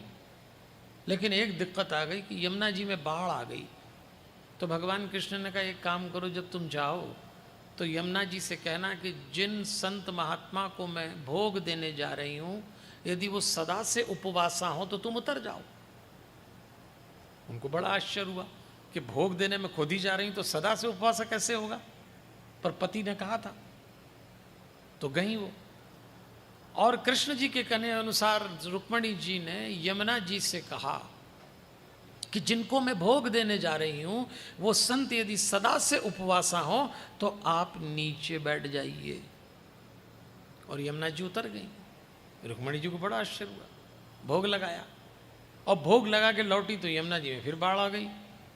तो उन्होंने महात्मा जी से कहा कि महात्मा जी मैं आपको भोग देने जा रही थी, नदी में बाढ़ थी, मेरे पति ने कहा आप सदा से उपवास आओ, मुझे तो बड़ा आश्चर्य हो रहा है, मैं ही आपको भोग दे रही हूँ, आप मेरे ही सामने भोग ले रहे हैं, फिर सदा से उपवास कैसे हुए। पर चलो जो हो गया सो हो गया, पर वापस बाढ़ आ गई, आप कुछ कर सकते हैं। तो उन्होंने कहा देवी एक काम करिए, आप नदी के पास जाके कहना मेरे पति कृष्ण का ब्रह्मचर्य अखंड हो तो उतर जा। अब इनको और आश्चर्य हुआ कि अपने ही पति का ब्रह्मचर्य अखंड कहाँ से होगा, पर महात्मा जी ने कहा था। तो जाके रुक्मणी जी ने नदी से कहा कि मेरे पति का ब्रह्मचर्य अखंड हो तो उतर जा, और वो उतर गई। परेशान सी गई, अपने पति से जाके पूछा समझ नहीं आ रही, इधर से जाती तो आप कहते हैं सदा सा उपवासा, जबकि मैंने ही भोजन दिया, वो कहते हैं आपका ब्रह्मचर्य अखंड है और अब मैं आपकी पत्नी। तब कृष्ण जी ने जो उत्तर दिया देवियों और सज्जनों हमें समझना चाहिए, वही ब्रह्मचर्य बर्बरीक जी का था। भगवान कृष्ण ने कहा देवी एक बात जीवन भर याद रखना, दाम्पत्य जीवन में जो होता है कभी कभी वो दिखता नहीं है, और जो दिखता है वो होता नहीं है। तुम जिसको गृहस्थ समझ रही हो उसको कई बार ब्रह्मचर्य घटा होगा, और तुम जिसको भूखा समझ रही हो उसका उपवास सिद्ध हुआ होगा। बारीकी से देखना पड़ता है जीवन को। और कृष्ण कहना चाहते हैं ब्रह्मचर्य का अर्थ किसी स्त्री का स्पर्श, किसी पुरुष का स्पर्श नहीं है, विवाह नहीं है। ब्रह्मचर्य का अर्थ जिसकी चर्या ब्रह्म में स्थापित हो। ब्रह्मचर्य का अर्थ है जिसने नीचे पड़ी ऊर्जा को ऊपर उठाने की कला सीख ली हो, वो ब्रह्मचारी है। वो फिर आप गृहस्थ में हो या आप अविवाहित हो, नीचे पड़ी ऊर्जा को ऊपर उठाना यही योग है, यही मेडिटेशन करते हैं हम लोग। आपके पास कोई गुरु मंत्र हो तो गुरु मंत्र को सांस में घोल के चक्र पे धक्का लगाएं तो अपने आप ऊर्जा ऊपर उठती है, तो योग विज्ञान है। और वो उठी। तो भगवान कृष्ण ने बर्बरीक से कहा कि मैं बहुत प्रसन्न हूं, और उन्होंने ऐसे ब्रह्मचर्य साधा। आइए, ये तो इनके परिवार का परिचय हो गया। अब थोड़ा हम ये देखते हैं कि व्यवहारिक जीवन में इनका क्या स्तर था। व्यवहारिक जीवन में दो बातों का बड़ा महत्व आज के समय होगा, बल और शिक्षा। देवियों और सज्जनों, ये शिक्षा का युग है, ध्यान देना। आपके बच्चे जितना अधिक अधिक अधिक पढ़ेंगे, अब बिना पढ़ा लिखा व्यक्ति 2 वक्त की रोटी सम्मान से नहीं कमा पाएगा। देखो आप, विजय ब्राह्मण को सिद्धि प्राप्त हो गई, तो विजय ब्राह्मण ने बर्बरीक से कहा कि मुझे जो सिद्धि मिली तुम्हारे कारण मिली है। तो मैंने यहाँ जो तपस्या की इसमें लाल रंग की एक भस्म है, ये भस्म मैं तुम्हें देता हूं। ये भस्म का एक टुकड़ा यदि तुम किसी रण क्षेत्र में पटक दोगे तो मृत्यु भी तुम्हारी गुलाम हो जाएगी। बर्बरीक ने हाथ जोड़ के कहा महाराज मुझे आपसे कुछ नहीं चाहिए, आप मेरे गुरु हैं, आप तो आशीर्वाद दीजिए, ये सब तो होता रहेगा। तब गुरु बहुत प्रसन्न हुए और बर्बरीक ने उनको अपना गुरु बनाया। उनका नाम सिद्धसेन भी पड़ा। बर्बरीक सिर्फ ये बताना चाहते हैं कि मुझे भी गुरु की ज़रूरत पड़ी। आज मैं आपसे कहता हूँ देवियों और सज्जनों, कोई ना कोई गुरु जीवन में ज़रूर होना चाहिए, कोई ना। हमारे बर्बरीक जी ने तो कह दिया गुरु जी मुझे आपसे कुछ नहीं चाहिए, मैं तो एक ही बात जानता हूँ, आप पूरी प्रसन्नता से तपस्या करें। ऐसा शब्द आया है, आप पूरी प्रसन्नता से तपस्या करें। मतलब बर्बरीक चाहते थे मेरे गुरु खुश रहें। और मैं भी आपसे कहता हूँ, मैंने अभी कहा ना, हारे का सहारा, साक्षी भाव, मैत्री भाव का अर्थ है अपने साथ रहने वाला व्यक्ति सुखी रहे, खुश रहे। क्या हम ऐसा कर पाते हैं? बताइए, कर पाते हैं? अरे अपने घर में अपने को यही नहीं मालूम कौन सा मेंबर कितने दिन से दुखी है, कितने दिन से उदास है। अगर आज आप कथा सुन रहे हैं तो एक संकल्प लेके जाएं, हमने खाटू श्याम जी की कथा सुनी तो बाकी लंबा चौड़ा क्रांति मत करो, बस घर जाके घर में 1 2 4 5 मेंबर हो तो कम से कम ये कंफर्म तो करो कि जो आपके साथ रहता है या रहती वो खुश भी है कि नहीं है। अगर वो उदास है तो क्यों है, पूछो तो सही एक बार। 50-60 साल पहले अपने यहाँ पत्नी यदि उदास हो जाती थी, 60 साल पहले, तो उसका पति 5 चक्कर लगाता था उसके आसपास, क्या बात है, तेरी सूरत ठीक नहीं लग रही, तू कुछ उदास लग रही है, तेरी तबीयत ठीक नहीं है, ला मैं कुछ करूं, ऐसा पूछते थे 50-60 साल। आज कोई पत्नी उदास हो जाए तो पति पूछना तो दूर, देख के पहले ही बोल देता, मरो, तुम्हारा तो रोज का ही काम है, कौन मनाएगा। आप लोगों की बात नहीं कर रहा हूं, आप तो अलग दिख रहे हो, आप तो पति पत्नी एकदम अलग। आपके तो चेहरे की मुस्कान ही बता रही है कि आपको तो आइडिया भी नहीं कि ऐसा भी बोलते हैं। अब कोई किसी को नहीं मनाता, अब कोई किसी के लिए नहीं जीता, सब मजबूरी में घिसट रहे हैं, ऐसा लगता है। लेकिन उन्होंने कहा, चलो मैं आपको एक मंत्र देता हूं। आज किसी शायर का शेर है, मुझे तो मंत्र लगता है, कोई संस्कृत का मंत्र नहीं, पर मुझे लगता कई मंत्रों पे ये शेर भारी है। आज संकल्प लीजिए कि आज के बाद अगर खाटू श्याम जी की सच्ची सेवा करना चाहते हो तो पहला काम ये करना कि आपके घर में कोई उदास नहीं होना चाहिए। आपकी जिम्मेदारी है कि उसकी उदासी मिटाओ। कोई फर्क नहीं पड़ता कि वो आपकी सासू है कि बहू है कि पति है कि पत्नी है, बच्चा है कि माँ बाप है। लोग जान नहीं पाते साहब भारत के घरों में कि हमारे साथ रहने वाला या रहने वाली उदास भी है। तो एक मंत्र देता हूं मैं आपको, जो मंत्र बर्बरीक जी ने अपने गुरु से कहा कि मुझे कुछ नहीं चाहिए, बस आप प्रसन्न रहें, मैं कुछ भी कर सकता हूं। क्या हम ऐसा बोल सकते हैं? तो आज एक मंत्र है, घर जाके बोलना। अगर कोई आपको कोई मेंबर थोड़ा उदास सा दिखे तो जो मैं मंत्र बोल रहा हूं ये जाके बोलना, तू रूठा रूठा सा लगता है, कोई तरकीब बता मनाने की। तू रूठा रूठा सा लगता है, कोई तरकीब बता मनाने की। मैं जन्नत गिरवी रख दूंगा, तू कीमत बता मुस्कुराने की, तू कीमत बता मुस्कुराने की। ताली जिसने बजाई उसको सौगंध, नहीं तो बजाना नहीं थी। अब बजाई है तो कसम खाटू श्याम जी के घर जाके सूमड़ा मुंह किया तो कसम। हाँ अभी जय, ये जय में और सील लग गई। अब घर जाके मुस्कुराना। देखो जो परमानेंट सूमड़े हुए उनका तो हम कुछ नहीं कर पाएंगे, लेकिन भक्त को कभी उदास नहीं रहना चाहिए। और मैं तो जिनकी कहानी सुना रहा हूं उन्होंने अपने गुरु से कहा, महाराज हमें कुछ नहीं चाहिए, आपकी प्रसन्नता चाहिए। गुरु प्रसन्न हो गए, खुश हो गए। अब देखिए एक घटना घटती है, बड़ी रोचक घटना है। पांडवों का वनवास चल रहा, भीम को लगी प्यास, तो भीम ने देखा एक जलाशय था, रुका हुआ जल, तो भीम ने कहा पानी पीता हूं, और उसमें कूदने लगे। तो युधिष्ठिर ने रोका और भीम से कहा कि कम से कम बाहर हाथ मुंह धो के अंदर उतरो, ये कोई देवी का तीर्थ दिख रहा है, इसके जल में यूं न कूदो। तो भीम थे, थोड़े अधीर थे भूख प्यास के मामले में, तो कूद गए और कूद के पानी पीने लगे, हाथ मुंह धोने लगे। उस जलाशय में, वो देवी का कुंड था और उसकी रक्षा कर रहे, चंडी देवी के उस कुंड की रक्षा कर रहे थे बर्बरीक युवक थे। अगर रिश्ता देखें तो भीम उनके दादा थे और ये पोते। भीम के बेटे घटोत्कच के बेटे बर्बरीक। तो बर्बरीक तो दादा को पहचानते नहीं, दादा पोते को नहीं पहचानता। बर्बरीक ने कहा, अरे श्रीमान ये आप क्या कर रहे हैं, आप इसमें जलाशय में कूद गए। आपको मालूम है 2 तरह के तीर्थ होते हैं जल के, एक स्थावर एक चर। चर तीर्थ में तो कूदा जा सकता है और हाथ मुंह धोए जा सकते हैं, पर स्थिर तीर्थ में, स्थावर तीर्थ में नहीं करे जा सकते। ये स्थावर तीर्थ है, आपको इतना विवेक होना चाहिए। भीम से कोई इतना बोल दे। भीम ने बोला हमें ज्ञान बांट रहे, और दोनों भिड़ गए, दादा पोते में लड़ाई हो गई। भीम को तो अपने बल का बहुत अभिमान था। देखो भीम की 2 लोगों ने जम के पिटाई करी, एक बर्बरीक जी ने, दूसरी हनुमान जी ने। दोनों से कुटा भीम, बाकी सबको कूटता था।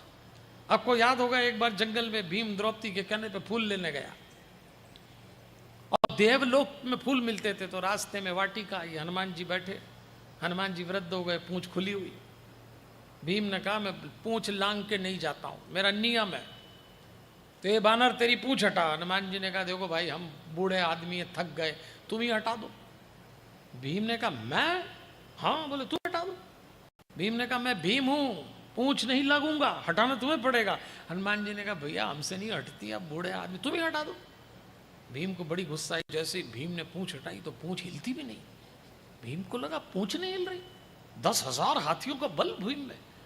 भीम ने जैसी पूंछ को करा तो हनुमान जी ने मोड़ी तो भीम भड़ाम से जाके उल्टे गिरे। हनुमान जी ने पटक दिया और 2-3 बार भीम को जब लपेट के पटका तो भीम ने कोटा फूटा। भीम खड़ा हुआ और फिर पूछा देवता आप हैं कौन? उन्होंने कहा तुम कौन हो? बोले मैं भीम। कौन भीम? बोले पवन पुत्र हनुमान जी का अंश। हनुमान जी ने कहा मेरा नाम लेके मेरे कोई चमका रहा है। हनुमान जी ने कहा इसकी पिटाई करी दो आज अच्छे से। जब कुटे कुटे भीम ने हनुमान जी से कहा महाराज, हनुमान जी ने परिचय दिया तो चरणों में लौट गया। और तब उसने हनुमान जी से कहा कि मैं आपका वो रूप देखना चाहता हूँ जो लंका जलाने के समय था।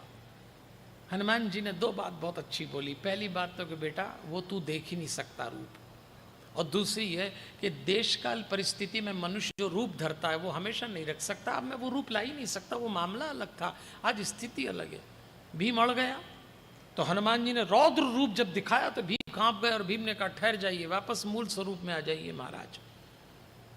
एक बार तो हनुमान जी ने पीटा, आज उन्हीं का पोता ठोक रहा उनको, और उठाया कंधे पे भीम को और चला बर्बरीक लेके कि अभी पटकता हूं उस समुद्र में, और ऐसे समुद्र में पटकूंगा कि फिर बाहर नहीं निकल पाएंगे। और जैसे ही समुद्र में पटकने के लिए भीम को चले बर्बरीक, तो उसी समय भगवान शंकर प्रकट हो गए। भगवान शंकर ने प्रकट होकर कहा अरे बर्बरीक इनको जानते हो? ये भीम हैं, आपके दादा हैं, और सारा परिचय कराया। बर्बरीक को बड़ी ग्लानि हुई कि मैंने अपने दादा के साथ हिंसा की और उनको मारने जा रहा हूं। बस तो जोश है, युवाओं को जोश कम, होश कम, जोश अधिक रहता है। बर्बरीक ने कहा कि मैंने अपने दादा पे प्रहार किया तो मैं संकल्प लेता हूं कि मैं ये देह त्याग दूंगा और अभी समुद्र में कूद जाऊंगा, और कूद गए।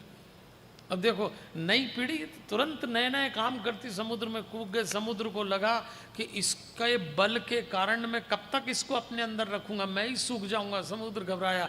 तब नव दुर्गा प्रकट हुई। उन्होंने बर्बरीक से कहा छोटी सी अज्ञानवश की गई भूल के कारण अपने आप को इतनी बड़ी सजा नहीं देना चाहिए बर्बरीक, तुम अपनी देह मत त्यागो। बोले नहीं मैं तो त्यागूंगा। तब नव दुर्गा ने कहा कि तुमने अगर संकल्प लिया है कि देव छोड़ूंगा तो सुनो हमारी बात, संकल्प पूरा होगा, लेकिन ये देह तुम्हारी श्री कृष्ण छुड़वाएंगे, बस अभी मत छोड़ो, संकल्प पूरा होगा। तुमने लिया है संकल्प तो देह भी छूटेगी पर श्री कृष्ण से छूटेगी। और तब नव दुर्गाओं ने कहा कि जीवन घटनाओं का जोड़ होता है। यही बात मैं आपसे भी कहना चाहूँगा देवियों और सज्जनों, हमारे जीवन में जितनी घटनाएं घटती हैं सब इंटरकनेक्टेड है। अंग्रेजी में इसको लिंक्ड कहते हैं, चेन सिस्टम है। एक घटना आज घट रही तो उसके पीछे और कोई घटना होगी, और कोई घटना होगी, ऐसा चेन चलता है। मनुष्य घटनाओं का जोड़ होता है। इनकी देह इसलिए छूटी कि इन्होंने अपने दादा पे प्रहार किया, संकल्प लिया तो माध्यम कृष्ण जी बने। लेकिन इनकी देह छूटने का एक कारण और था जो नव दुर्गाओं ने बताया कि एक काल में यक्षराज सूर्यवर्चा के नाम से उस सभा में उपस्थित थे, जिस सभा में देवताओं के सामने गाय जाके रो रही थी कि मूर नाम का दैत्य मेरे ऊपर अत्याचार कर रहा है, राक्षसों के अत्याचार से मैं द्रवित हूँ। तो सब मिलके भगवान के पास गए। भगवान विष्णु ने कहा मैं अवतार लूँगा, कृष्ण अवतार, और धरती तुम्हारी रक्षा करूँगा। उसी समय सूर्यवर्चा नाम का दक्षराज ने कहा ये क्या रक्षा करेंगे, मैं करूँगा। तब ब्रह्मा जी ने कहा जब भगवान बोल रहे हों तो बीच में नहीं बोलना चाहिए, तुमको इतना अहंकार है तो जाओ तुम्हारी ये देह छूट जाएगी। वही सूर्यवर्चा एक युग में जाके बर्बरीक बना जिनकी देह छूटेगी। ये सब घटनाएं एक दूसरे से जुड़ी हैं। ये घटनाएं हमें आश्वस्त करती हैं कि आज भी हमारे जीवन में जो भी घटने वाला है देवियों और सज्जनों, वो कहीं ना कहीं तय है, कहीं ना कहीं उसका क्रम, उसकी घटना जुड़ी हुई है। जैसे आपके जीवन में जो स्त्री पत्नी बन के आई, आपके जीवन में जो पुरुष पति बन के आया, तो आपको क्या लगता है? भाई सीधी बात है कि आपने चुना, ज़्यादा ठीक ठाक हो गए तो माँ बाप ने चुना होगा, माँ बाप ने कह दिया ये पुरुष तुम्हारे लिए पति, ये स्त्री तुम्हारे लिए पत्नी, तो हो गई, चयन आप ही ने किया। लेकिन सच तो ये है कि ये इंटरकनेक्टेड है। ये निर्णय आपने लिया होगा, पर इसका फैसला ऊपर वाला पहले ही ले चुका है।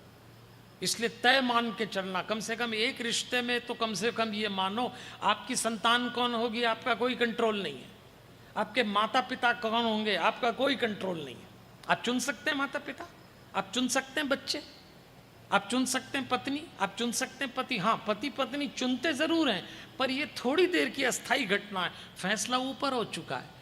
तो जब किसी पति पत्नी में लड़ाई हो और हमारे पास कोई आए तो हम उसको बोलते हैं क्यों लड़ते हो, और ये बोले साहब मेरी पत्नी मुझको बहुत परेशान करती है। तो मैं बोलता तुम क्या करते हो, बोले अपन भी शुरू हो जाते हैं, बस यही गलती करते हो। वो तुम्हें परेशान नहीं कर रही, वो तो ऑन ड्यूटी है ऊपर वाले की तरफ से। भगवान ने डेपुटेशन पे भेजा है कि इस आदमी के कुकर्मों का दंड देने के लिए मैं तुझे पत्नी के रूप में नियुक्त करता हूं। तो भगवान की नौकरी कर रही है, तुम उसी से लड़ रहे। अभी ताली नहीं बजाते आप, अभी बजाइए ताली। आपका पति यदि आपको परेशान कर रहा है तो मान के चलोगे भगवान ने व्यवस्था की है। और एक बात कह दूं, ये जो आपके जीवन में पति आया पत्नी आई, ये सब ठाकुर जी का प्रसाद है, बिल्कुल प्रसाद समझ लो इसको। अब बताओ आप प्रसाद का अपमान करते हो क्या? अभी यहाँ कथा के बाद जो प्रसाद मिलेगा आप कितना संभाल के ले जाते हैं, ऊपर वाले ने जो प्रसाद दिया ये नहीं संभलता।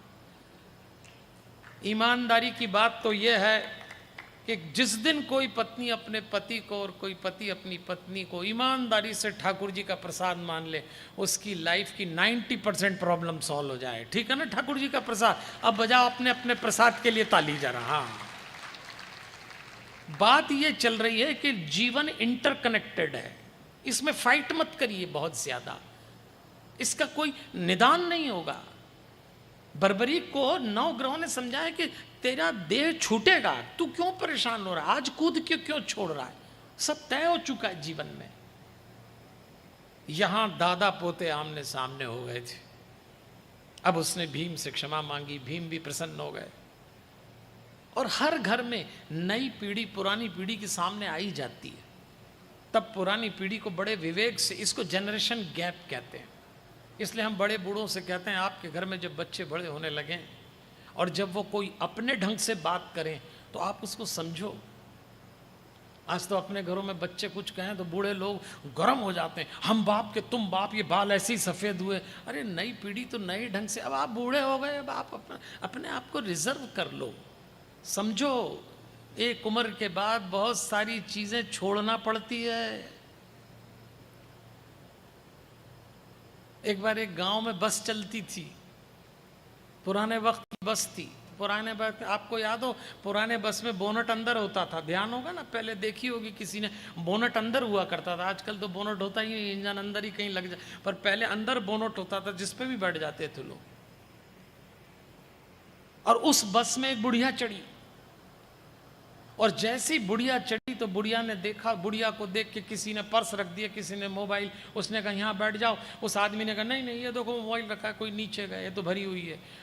बुढ़िया ने दूसरी सीट पे यहाँ बैठ जाओ, नहीं यहाँ तो कुछ सामान रखा है। उस आदमी ने कहा नहीं, कोई नीचे गया है, सामान है। कोई 10 सीट में उसने नजर डाली, सब जगह किसी ने कुछ रख दिया, ये खाली नहीं खाली नहीं। बुढ़िया परेशान हो गई, इधर उधर देखने लगी, ड्राइवर को दया आई, उसने कहा आजा या बोनट पे बैठ जा, ये खाली है। बैठ गई बुढ़िया बोनट पे। 10 मिनट बाद एक बहुत ही सुंदर सी युवती चढ़ी, और जैसी युवती अंदर चढ़ी और उसने देखा तो मोबाइल उठा लिया, आई आई आप ही के लिए खाली है। किसी ने रुमाल उठा लिया, ये भी खाली है, सब खाली, और सब बुला रहे हैं आइए आइए आइए। युवती को समझ नहीं आया कहाँ बैठूं, ये भी बुला रहा, वो भी बुला रहा, वो भी बुला रहा, कंफ्यूज हो गई युवती। देखते देखते अचानक उसकी नजर बोनट पे पड़ी, बुढ़िया बैठी थी। तब बुढ़िया ने उस युवती से कहा बैठ जा बेटा, बैठ जा, अभी तो कहीं भी बैठ जा, बाद में तो बोनट पे ही बैठना है। तो इसीलिए आपसे कह रहा हूं कि बोनट पे ही बैठना है, ज्यादा उपद्रव मत करो, टाइम रहते सेट हो जाओ।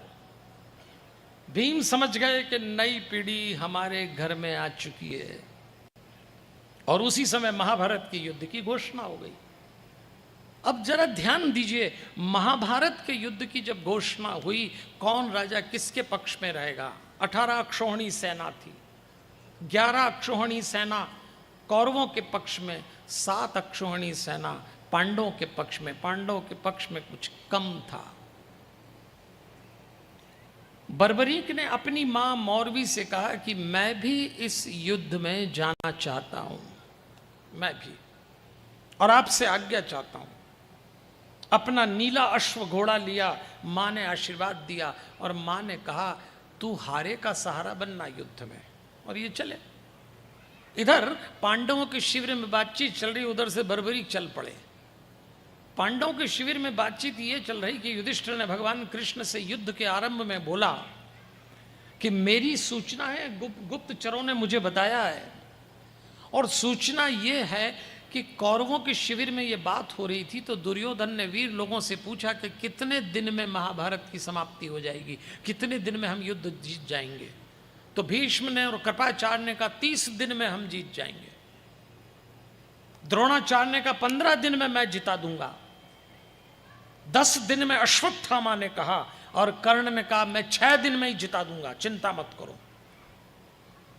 वो सूचना युधिष्ठिर को मिली तो युधिष्ठिर ने कहा वो लोग कह रहे हैं कि ऐसे जिता देंगे, हम क्या कर पाएंगे।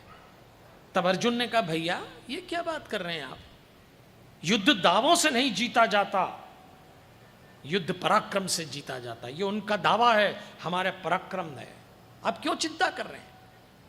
युधिष्ठिर ने कहा नहीं अर्जुन, हम नहीं जीत पाएंगे, उनके पास द्रोण है, भीष्म है, अश्वत्थामा, कर्ण, कृपाचार्य, हमारे पास क्या है, सेना भी कम है। तब अर्जुन ने कहा था जीतेंगे तो हम ही, क्योंकि हमारे पास कृष्ण है, हमारे पास धर्म है, हमारे पास सत्य है, हम जीतेंगे भगवान। और मैं आपको आश्वस्त करता हूं, वो तो 6 दिन, 4 दिन, 10 दिन, 30 दिन की बात कर रहे हैं, मैं आपको एक पखवाड़े में जिता दूंगा। सब बड़े प्रसन्न हुए और उसी समय प्रवेश किया बर्बरीक ने। और जब ये सब सुना तो बर्बरीक ने कहा कि एक मुहूर्त क्या होता है, 24 घंटे क्या होते हैं, मैं तो पल में जिता दूंगा। सबने देखा ये कौन, बोले अपना ही पोता आया है, पल में जिता दूंगा, इतनी आवश्यकता भी नहीं पड़ेगी आपको, दिनों की तो बात ही छोड़ो। जैसे उसने कहा कि मैं अपनी माँ से आज्ञा लेके आया हूं, भगवान कृष्ण समझ गए ये हारे का सहारा बनेगा। तो भगवान कृष्ण ने हाथ उठाया, सबको लगा अब बर्बरीक को आशीर्वाद देंगे, अब बर्बरीक की प्रशंसा करेंगे। लेकिन उसी समय उन्होंने हाथ में सुदर्शन चक्र लिया और बर्बरीक का मस्तक उतार दिया। रोने लग गए। युधिष्ठिर, भीम, अर्जुन, ये क्या किया महाराज, आप बिना सोचे समझे कोई काम करते नहीं हैं, आपने ये हमारे बालक का मस्तक क्यों उतार दिया। तब भगवान ने कहा, 9 दुर्गा प्रकट हुई। तब भगवान ने कहा सुन लो, इसकी देह का दान होना ही था, मेरे ही हाथों होना था, इसको ऐसा वचन और आशीर्वाद मिला था, सूर्य वर्चा के रूप में भी इसको जाना ही था। लेकिन अब मैं 9 दुर्गा से कह रहा हूं इसके मस्तक को सींचो, ये बड़ा दिव्य मस्तक है, ये एक भक्त का मस्तक है, इसको अमृत से सींच दो, अब ये पूजनीय होगा।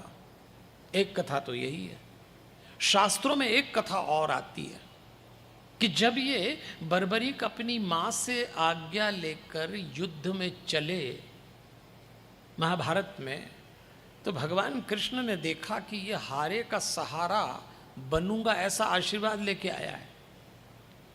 तो दिख तो ये रहा है कि युद्ध में पांडव हारेंगे तो ये पांडव की मदद करने आया, हारे का सहारा बनेगा तो पांडवों की तरफ से लड़ेगा, और है तो वीर, सब पे भारी पड़ेगा।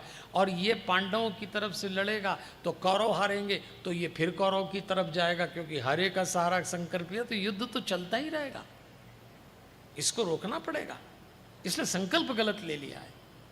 बस उन्होंने ब्राह्मण बन के जैसी बर्बरीक जी का प्रवेश हुआ, इन्होंने पूछा कहाँ जा रहे हो, बोले महाभारत का युद्ध लड़ने जा रहा हूँ, पांडवों की ओर से उनका वंशज हूं। तो कृष्ण जी ने जानबूझ के परिहास और व्यंग किया, ये 3 तीर से युद्ध लड़ेगा, तुझे मालूम है कैसे कैसे योद्धा हैं, ये 3 तीर लेके भगवान ने व्यंग करके खिल्ली उड़ाई। तब उन्होंने कहा ब्राह्मण देवता परिहास न करें, ये दो इधर रखता हूं, मेरा एक ही तीर काफी है। भगवान कृष्ण ने कहा इतना अहंकार इस तीर पे, तो ये इस पेड़ के पीपल के पत्ते में जितने पत्ते हैं एक ही तीर से बेध सकता है? उसने कहा जी, और निकाला तीर, एक ही तीर से पत्ते। लेकिन वो तीर लौट के तरकश में नहीं आया। बर्बरीक को लगा तीर तरकश में क्यों नहीं आता, और देखा वो बार बार भगवान कृष्ण के पैरों के आसपास मंडरा रहा। बर्बरीक समझ गए, बर्बरीक ने समझ लिया कि ब्राह्मण सामान्य नहीं है, मेरा तीर वापस नहीं आता और इसके पैर के आसपास है। तो बर्बरीक ने कहा ब्राह्मण देवता मैं आपसे परिचित नहीं हूं, पर मैं आपसे निवेदन करता हूं, आपने अपने पैर के नीचे एक पत्ता छिपा रखा इस पेड़ का, मेरा तीर उस अंतिम पत्ते को भी वेधेगा, आप पैर हटाइए, नहीं तो ये तीर आपके पैर को नुकसान कर देगा। भगवान ने कहा अगर तेरा तीर नुकसान ही कर सका तो कर चुका होता, तो अब तक तो कर ही दिया होता, सोच क्यों नहीं कर पा रहा है? बर्बरीक ने आंख बंद करी, हाथ जोड़ा। बर्बरीक समझ गया महाराज आप कौन हैं। भगवान प्रकट हुए और भगवान ने मस्तक मांग लिया। पुनः एक कथा ये भी आती मस्तक देने की, और जब भगवान ने मस्तक मांगा एक क्षण में बर्बरीक ने मस्तक दे दिया। तब भगवान ने कहा इतनी सरलता से मस्तक कैसे उतारा? तब बर्बरीक ने वही ज्ञान दिया, महाराज देह की मृत्यु हो जाती है, आत्मा की मृत्यु नहीं होती। बर्बरीक आत्मा है, देह नहीं है। आपने देह का मस्तक मांगा है, मैंने दे दिया, मैं तो सदैव जीवित। ये अंतर हमें बार बार समझाता है कि देह और आत्मा अलग है। खाटू श्याम के भक्तों को ये बात बहुत साफ रखना, और जिस दिन आप देह और आत्मा का अंतर समझ जाएंगे, दुनिया में कोई आपको कोई अशांत नहीं कर सकता, और शांत रहना आपका अधिकार बन जाएगा। इसको समझिए। उन्होंने तुरंत मस्तक दे दिया, ये दिया मैंने मस्तक आपका, और ब्राह्मण बन के भगवान ने वो ले लिया। तब उस मस्तक ने कहा, उस देह ने कहा, दोनों ने मिलकर संयुक्त कहा महाराज आपने जो मांगा मैंने दे दिया, पर मेरा एक छोटा सा निवेदन है, मैं इस मस्तक से महाभारत का युद्ध देखना चाहता हूँ। मैं आया तो युद्ध में शामिल होने था, मैं युद्ध देखना चाहता हूँ, आप कृपा करके कुछ ऐसी व्यवस्था करें। तब भगवान ने कहा ततस्थेति तम प्राह केशवो देव संसदी शिरस्ते पूजयिष्यन्ति देवा पूज्यो भविष्यसि। और यहीं भगवान ने दो वरदान दिए, दो आशीर्वाद दिए बर्बरीक को, उस मस्तक को। पहला दिया शिरस्ते पूजयिष्यि, तुम्हारे शीश की पूजा होगी, ध्यान देना आप, तुम्हारे शीश की पूजा होगी। और दूसरा आशीर्वाद दिया तुम पूजित होकर प्रसिद्धि पाओगे, पूज्यो भविष्यसि। दो आशीर्वाद दिए, एक तो पूजा होगी और दूसरा इसी शीश को प्रसिद्धि मिलेगी। आज जो लोग पूछते हैं ना कि खाटू श्याम जी का ग्राफ एकदम ऊपर क्यों चला गया, इसलिए चला गया कि कृष्ण ने दो वरदान दिए थे, पहला पूजे जाओगे और दूसरा प्रसिद्धि प्राप्त होगी। ये अलग बात है, जरूरी नहीं कि जो पूजे जाएं उनको प्रसिद्धि भी मिल जाए, और जो लोग प्रसिद्ध हों वो पूजे जाएं, ये बिल्कुल ज़रूरी नहीं होता। लेकिन खाटू श्याम जी की ये विशेषता है, वो पूजे भी गए और उनको प्रसिद्धि भी मिली। भगवान ने स्पष्ट कहा पूज्यो भविष्यसि, तुम्हें इतनी प्रसिद्धि मिलेगी, और वही आशीर्वाद आज फल रहा है। इसीलिए कितने लाखों की संख्या में खाटू श्याम के भक्त तैयार हो रहे हैं, गांव गांव नगर नगर में मंदिर बन रहे हैं। ये भगवान ने आशीर्वाद दिया। दो मस्तक बहुत पूजे गए हमारी संस्कृति में, एक भगवान गणेश का और दूसरा खाटू श्याम बाबा का। ये दोनों उतरे हुए मस्तक हैं। हमारे यहाँ मस्तक उतारने की एक लंबी परंपरा है। भगवान कृष्ण की तो बड़ी मास्टरी थी मस्तक उतारवाने में।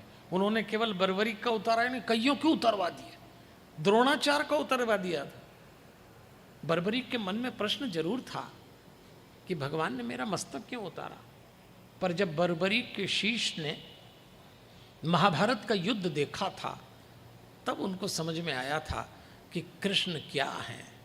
तो बर्बरीक ने अपना मस्तक तो दे दिया, और बर्बरीक ने कहा कि आपका आशीर्वाद हो तो मैं ये पूरा दृश्य देखना चाहता हूँ। तो भगवान ने कहा कि ठीक है, मैं तुझे शिखर पे स्थापित करता हूँ, तू वहाँ से युद्ध देखना। और ध्यान देना, महाभारत के युद्ध को 3 लोगों ने देखा था। पहला देखा था संजय ने, महल में बैठ के। दूसरा देखा था हनुमान जी ने ध्वजा में बैठ के। तीसरा देखा था बर्बरीक जी ने पहाड़ पे बैठ के। तीनों को भगवान ने नियुक्त कराया था। संजय को दिव्य दृष्टि दी, इनको कृपा दृष्टि दी बर्बरीक को, और हनुमान जी को सानिध्य सुख दिया कि तुम मेरे पास रह के 18 दिन ये सब देखना। ये लीला है भगवान की। उस मस्तक ने फिर उस पूरे दृश्य को देखा। इसको कहते हैं साक्षी भाव। आइए थोड़ी सी गहरी बात करते चलें। महाभारत का युद्ध देखने का क्या मतलब? अगर हम खाटू श्याम जी के भक्त हैं और उनने महाभारत का युद्ध देखा है, तो कभी आपने विचार किया वो क्या देख रहे थे? किस बात का युद्ध है महाभारत का? कौरव और पांडवों के बीच में जो युद्ध हुआ वो महाभारत का युद्ध है। कौरव कौन है? दुर्गुण। पांडव कौन है? सद्गुण। सद्गुण और दुर्गुण आमने सामने हों, ऐसी महाभारत सदैव हमारे भीतर चलती रहती है। कभी हमारे दुर्गुण जीत जाते हैं तो हम गलत काम करते हैं, कभी हमारे सद्गुण जीत जाते हैं, हम अच्छे काम करते हैं। यह युद्ध ही सद्गुण दुर्गुण का है और ये हमारे भीतर लगातार चल रहा है। तो हमें खाटू श्याम जी के भक्त होकर अपने भीतर के दुर्गुण सद्गुण के युद्ध को देखना, इसको सेल्फ एनालिसिस कहते हैं, सेल्फ वॉच। खुद देखिए, आपको कोई दूसरा दुर्गुण दूसरे का नहीं हराएगा, आप अपने दुर्गुण से हारेंगे। भगवान कृष्ण से जब किसी ने पूछा था कि आप पांडवों के पास क्यों हैं, तो उन्होंने कहा इनके पास धर्म है इसलिए हूं, ये मेरी बुआ के बच्चे हैं इसलिए नहीं हूं। मुझे लग रहा है कि धर्म इनके साथ है, मुझे लग रहा है कि ये सद्गुण का आचरण करते हैं, और मुझे लग रहा है कि कौरव दुर्गुण का आचरण करते हैं, तो मैं उनके साथ नहीं हूं। लेकिन आज दृश्य बदल गया। अगर भगवान कृष्ण आज आ जाएं और उनसे पूछे कोई आप किसके पक्ष में खड़े रहना चाहोगे, तो वो कहेंगे पहले पांडव अलग दिखते थे, कौरव अलग दिखते थे, आज तो मैं अपने भक्तों के भीतर देखता हूँ तो इधर भी कौरव खड़े हैं और इधर भी कौरव खड़े हैं, पांडवों के तो पते ही नहीं है। दुर्गुण से दुर्गुण की लड़ाई हो रही है, हमारे भीतर सद्गुण के पते ही नहीं। हमारे तो दुर्गुण ही आपस में लड़ते हैं। हमारा काम क्रोध से लड़ रहा है, क्रोध मोह से लड़ रहा है, मोह लोभ से लड़ रहा है, लोभ मत्सर से लड़ रहा है, और यही चल रहा है। इस भीतर चल रही महाभारत को उस साक्षी भाव से देखना जिससे उस शीश ने देखा था जो आज खाटू श्याम जी जाने जाते हैं। इसलिए मैं कहता हूँ जब आप खाटू श्याम जी के मंदिर में जाएं और जब बाहर निकलें तो ये भाव लेके निकलें कि हमने इनके दर्शन किए तो हमने एक बात सीखी, हम भी अपने महाभारत के साक्षी बनेंगे, यानी हम भी अपने दुर्गुण और सद्गुण के साक्षी। यही सबसे बड़ा आशीर्वाद और प्रसाद उस मंदिर से निकलने का होना चाहिए। लेकिन अभी तो क्या होता है, दुखी के दुखी मंदिर में जाते हैं, बके टाइम धक्का मुक्की कर लेते हैं और दुखी के दुखी लौट आते हैं। तो फिर क्यों समय खराब कर रहे हैं? सीखिए तो सही कि वो कर क्या रहा है, वो शीश हमको कह क्या रहा है। और भगवान तो अपने भक्तों की इच्छा पूरी करते हैं। उन्होंने बर्बरीक से कहा तुझे युद्ध दिखाऊंगा, और बर्बरीक ने पूरा युद्ध देखा, पूरा उस महाभारत के युद्ध में जो छल चला वो भी देखा। इसलिए बार बार मैं आपसे एक बात कहता हूं, अपने भीतर उतरे बिना आप खाटू श्याम जी के भक्त नहीं बन पाएंगे। साक्षी भाव का अर्थ होता है अपने भीतर उतर के देखना। हम सब बाहर ही बाहर टिकते हैं, भीतर उतरने का तो टाइम ही नहीं हम में से किसी को। सब बाहर लगे हुए, और बाहर की दुनिया पे बहुत भरोसा मत रखिए देवियों और सज्जनों। मैं ये नहीं कहता कि बाहर की दुनिया के संबंध छोड़ दो, अपने मित्रों के साथ रहो, पति पत्नी भाई बहन सब लोग साथ रहो, पर एक सीमा के बाद आप देखना कोई काम नहीं आएगा, आपको भीतर ही उतरना पड़ेगा। इस दौर के इंसान में वफा ढूंढ रहे हो, जहर की शीशी में दवा ढूंढ रहे हो। आपको इस दौर में ऐसे लोग नहीं मिलेंगे, इसलिए अपने भीतर उतरिए। आजकल कैसे लोग होते हैं, कैसे दोस्त होते हैं, कैसे मिलने वाले होते हैं। देखो, दो दोस्त थे, पढ़ लिख के लंबे समय बेरोजगार रहे, नौकरी वोकरी नहीं मिली, दोनों बड़े दुखी हो गए। एक दिन नदी किनारे बैठ के पत्थर डाल रहे, कुछ मिलता है नहीं, क्या करें। उसी समय एक दोस्त की नज़र पड़ी एक बोर्ड पे, उस बोर्ड पे लिखा था डूबने वाले को बचाने पर 2000 रुपये मिलेंगे। तो उसने कहा देख, बढ़िया बोर्ड लगाए, डूबने वाले को बचाने वाले को 2000 मिलेंगे। मुझे तैरना आता है, तुझे तैरना नहीं आता। तो पहले दोस्त ने कहा मुझे तैरना आता है, तू कूद जा नदी में और मैं तुझे बचा लूँगा, तो 2000 मिलेंगे, 1000 मेरे 1000 तेरे। जिसको तैरना आती है उसने सोचा ये भी बढ़िया 1000 मिल जाएंगे और ये अपना दोस्त बचाने कूद ही जाएगा, तो वो कूद गया।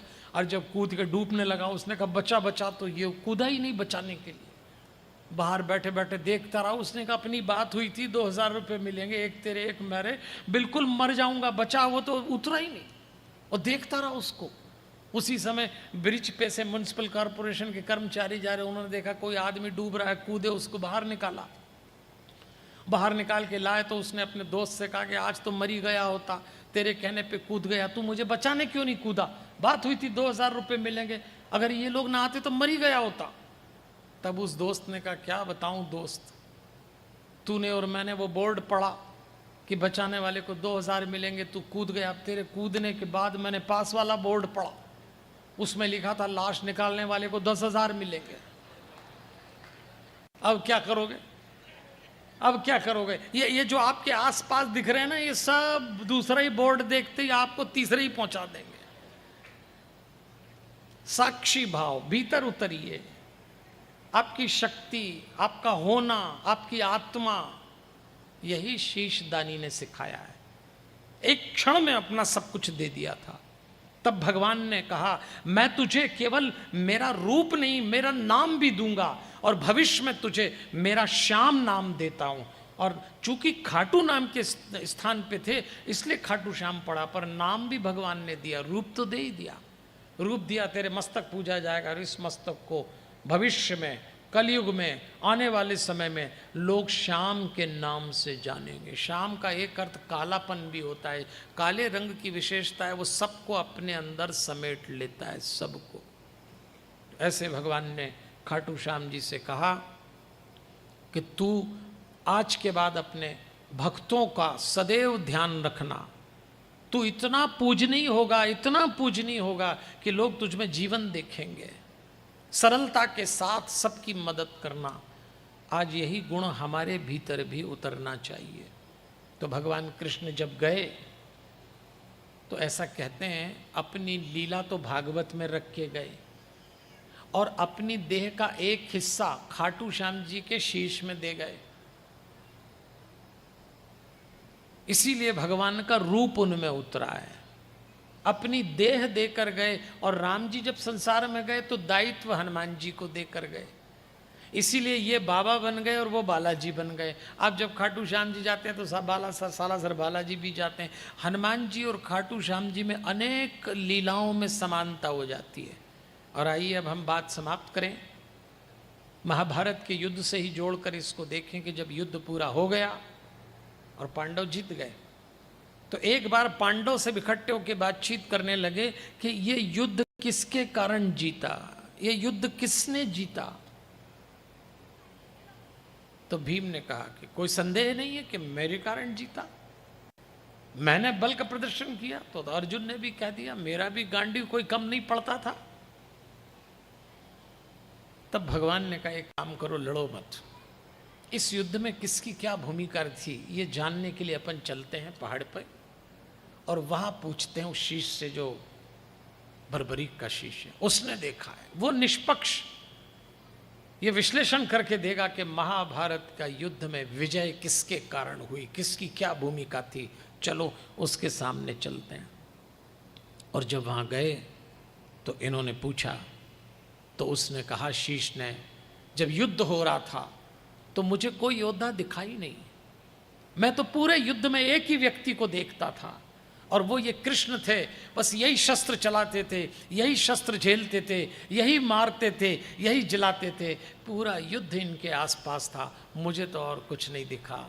तब पांडवों को लगा हम यूं ही हल्ला कर रहे हैं, इसने देखा है भगवान क्या होता है, उसकी दृष्टि चाहिए भगवान क्या हो। हम भी कहते हैं मैंने किया, मैंने किया। अरे आपने नहीं किया, उसने कराया तो आप कर सके। ये कहानी जहाँ ख़त्म हो रही खाटू श्याम जी की, खाटू श्याम जी की इस टिप्पणी को जीवन में उतारिए। उन्होंने कहा मैंने युद्ध में किसी को लड़ते नहीं देखा, मैंने तो युद्ध में सिर्फ कृष्ण देखे, यही कर रहे थे। जिस दिन ये सिद्धांत आप अपने जीवन में अपना लेंगे कि हमने अपने जीवन में जितने भी काम किए हैं, भले ही किए आपने, पर कोई और था जो आपके भीतर बैठ के करा रहा था, वो करा रहा था तो आप कर रहे थे। यही साक्षी भाव है। इस भाव से खाटू श्याम जी की पूजा, उनका भाव किया जाना चाहिए। तो देवियों और सज्जनों, हमारे समय की अवधि पूरी हो रही है। खाटू श्याम जी के भक्तों ने समय बड़ा जोरदार चुना। अब बताओ, 9:15 बजे तो प्रवचन ही 9:30 पौने 10 पे तो हमने बोलना शुरू किया। ऐसे प्रवचन कम होते हैं जहां हमारे पौने 10 पे तो हम सो ही जाते हैं। लेकिन ये आपका प्रेम है, ये आपका समर्पण है, ये आपका भाव है। मैं देश में बहुत जगह जाता हूं और मेरा बहुत खाटू श्याम के भक्तों से परिचय है, और मैं जब भी उनसे बात करता हूं, उनसे निवेदन करता हूं, इस रूप को केवल भीड़ का देवता मत बना देना, इस देवता को केवल नाच गाना भजन का देवता मत बना देना। ये सब साधन है, ये भी करना है, लेकिन साध्य क्या है? क्या बोलता है ये देवता? ये देवता कहता है अपने अंदर की महाभारत को देखो साक्षी भाव से। इसलिए ऊर्जा को भी नीचे से ऊपर उठाओ, ये देवता हमसे ये कहता है। अब हम तो कभी कभी खाटू श्याम जी की कथा करने लग गए। अभी मैं श्री गंगानगर गया था पिछले 10 दिन पहले, तो वहाँ बड़ी संख्या में खाटू श्याम जी के भक्त थे। तो 25, 26, 27 अक्टूबर को अब हम 3 दिन की खाटू श्याम जी की कथा कर रहे हैं, और 3 दिन में प्रतिदिन 3 घंटे बोलेंगे। अभी तो हमने आपसे 1.5 घंटे की बात की, हमको 9 घंटे की कथा करना है। और उसमें और गहराई से मैं आग्रह करूँगा कि खाटू श्याम जी जो बात हमसे कह के गए, भगवान करा रहा है तो हम कर रहे हैं। ऐसा कोई दावा मत करना मित्रों कि हम कर रहे हैं, हम कर रहे हैं। छत को बड़ा गुरूर था छत होने का। जिस दिन आप दावा करते हो कि हम कर रहे हैं, समझ लीजिए उसी दिन आपका पतन हो गया। छत को बड़ा गुरूर था छत होने का, एक मंजिल और बनी, छत फर्श हो गई। क्या देर लगती अहंकार गिरने में? कोई आपसे बड़ा आएगा, आप बाहर हो जाओगे। इसलिए अहंकार छोड़ दीजिए।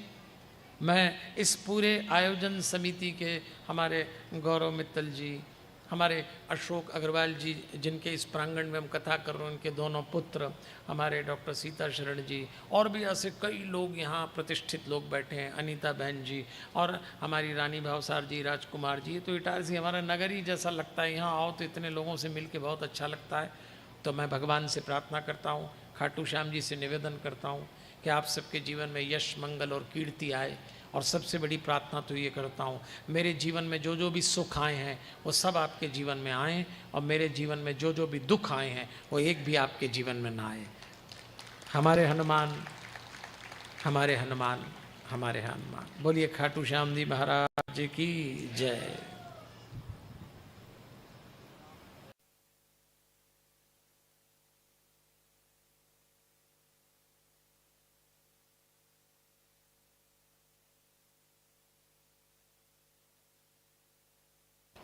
हरिओम। जिन्हें व्यासपीठ को प्रणाम करना है, गुरुजी से मिलना है, वो कृपया लाइन बना करके आ जाइएगा। जिन्हें हनुमान जी की अभिमंत्रित प्रतिमा हवन का बॉक्स, गाय के कंडे प्राप्त करना है, वो कृपया बुक स्टॉल से प्राप्त कर लें।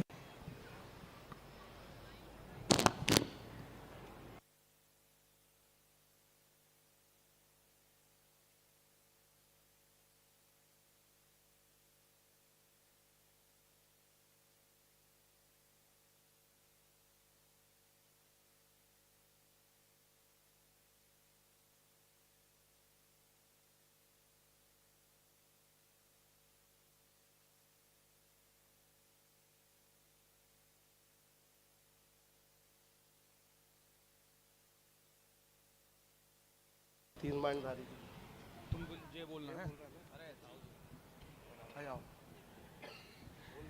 बोलो हारे के सहारे की, बोलो लखदातार की, बोलो शीश के दानी की।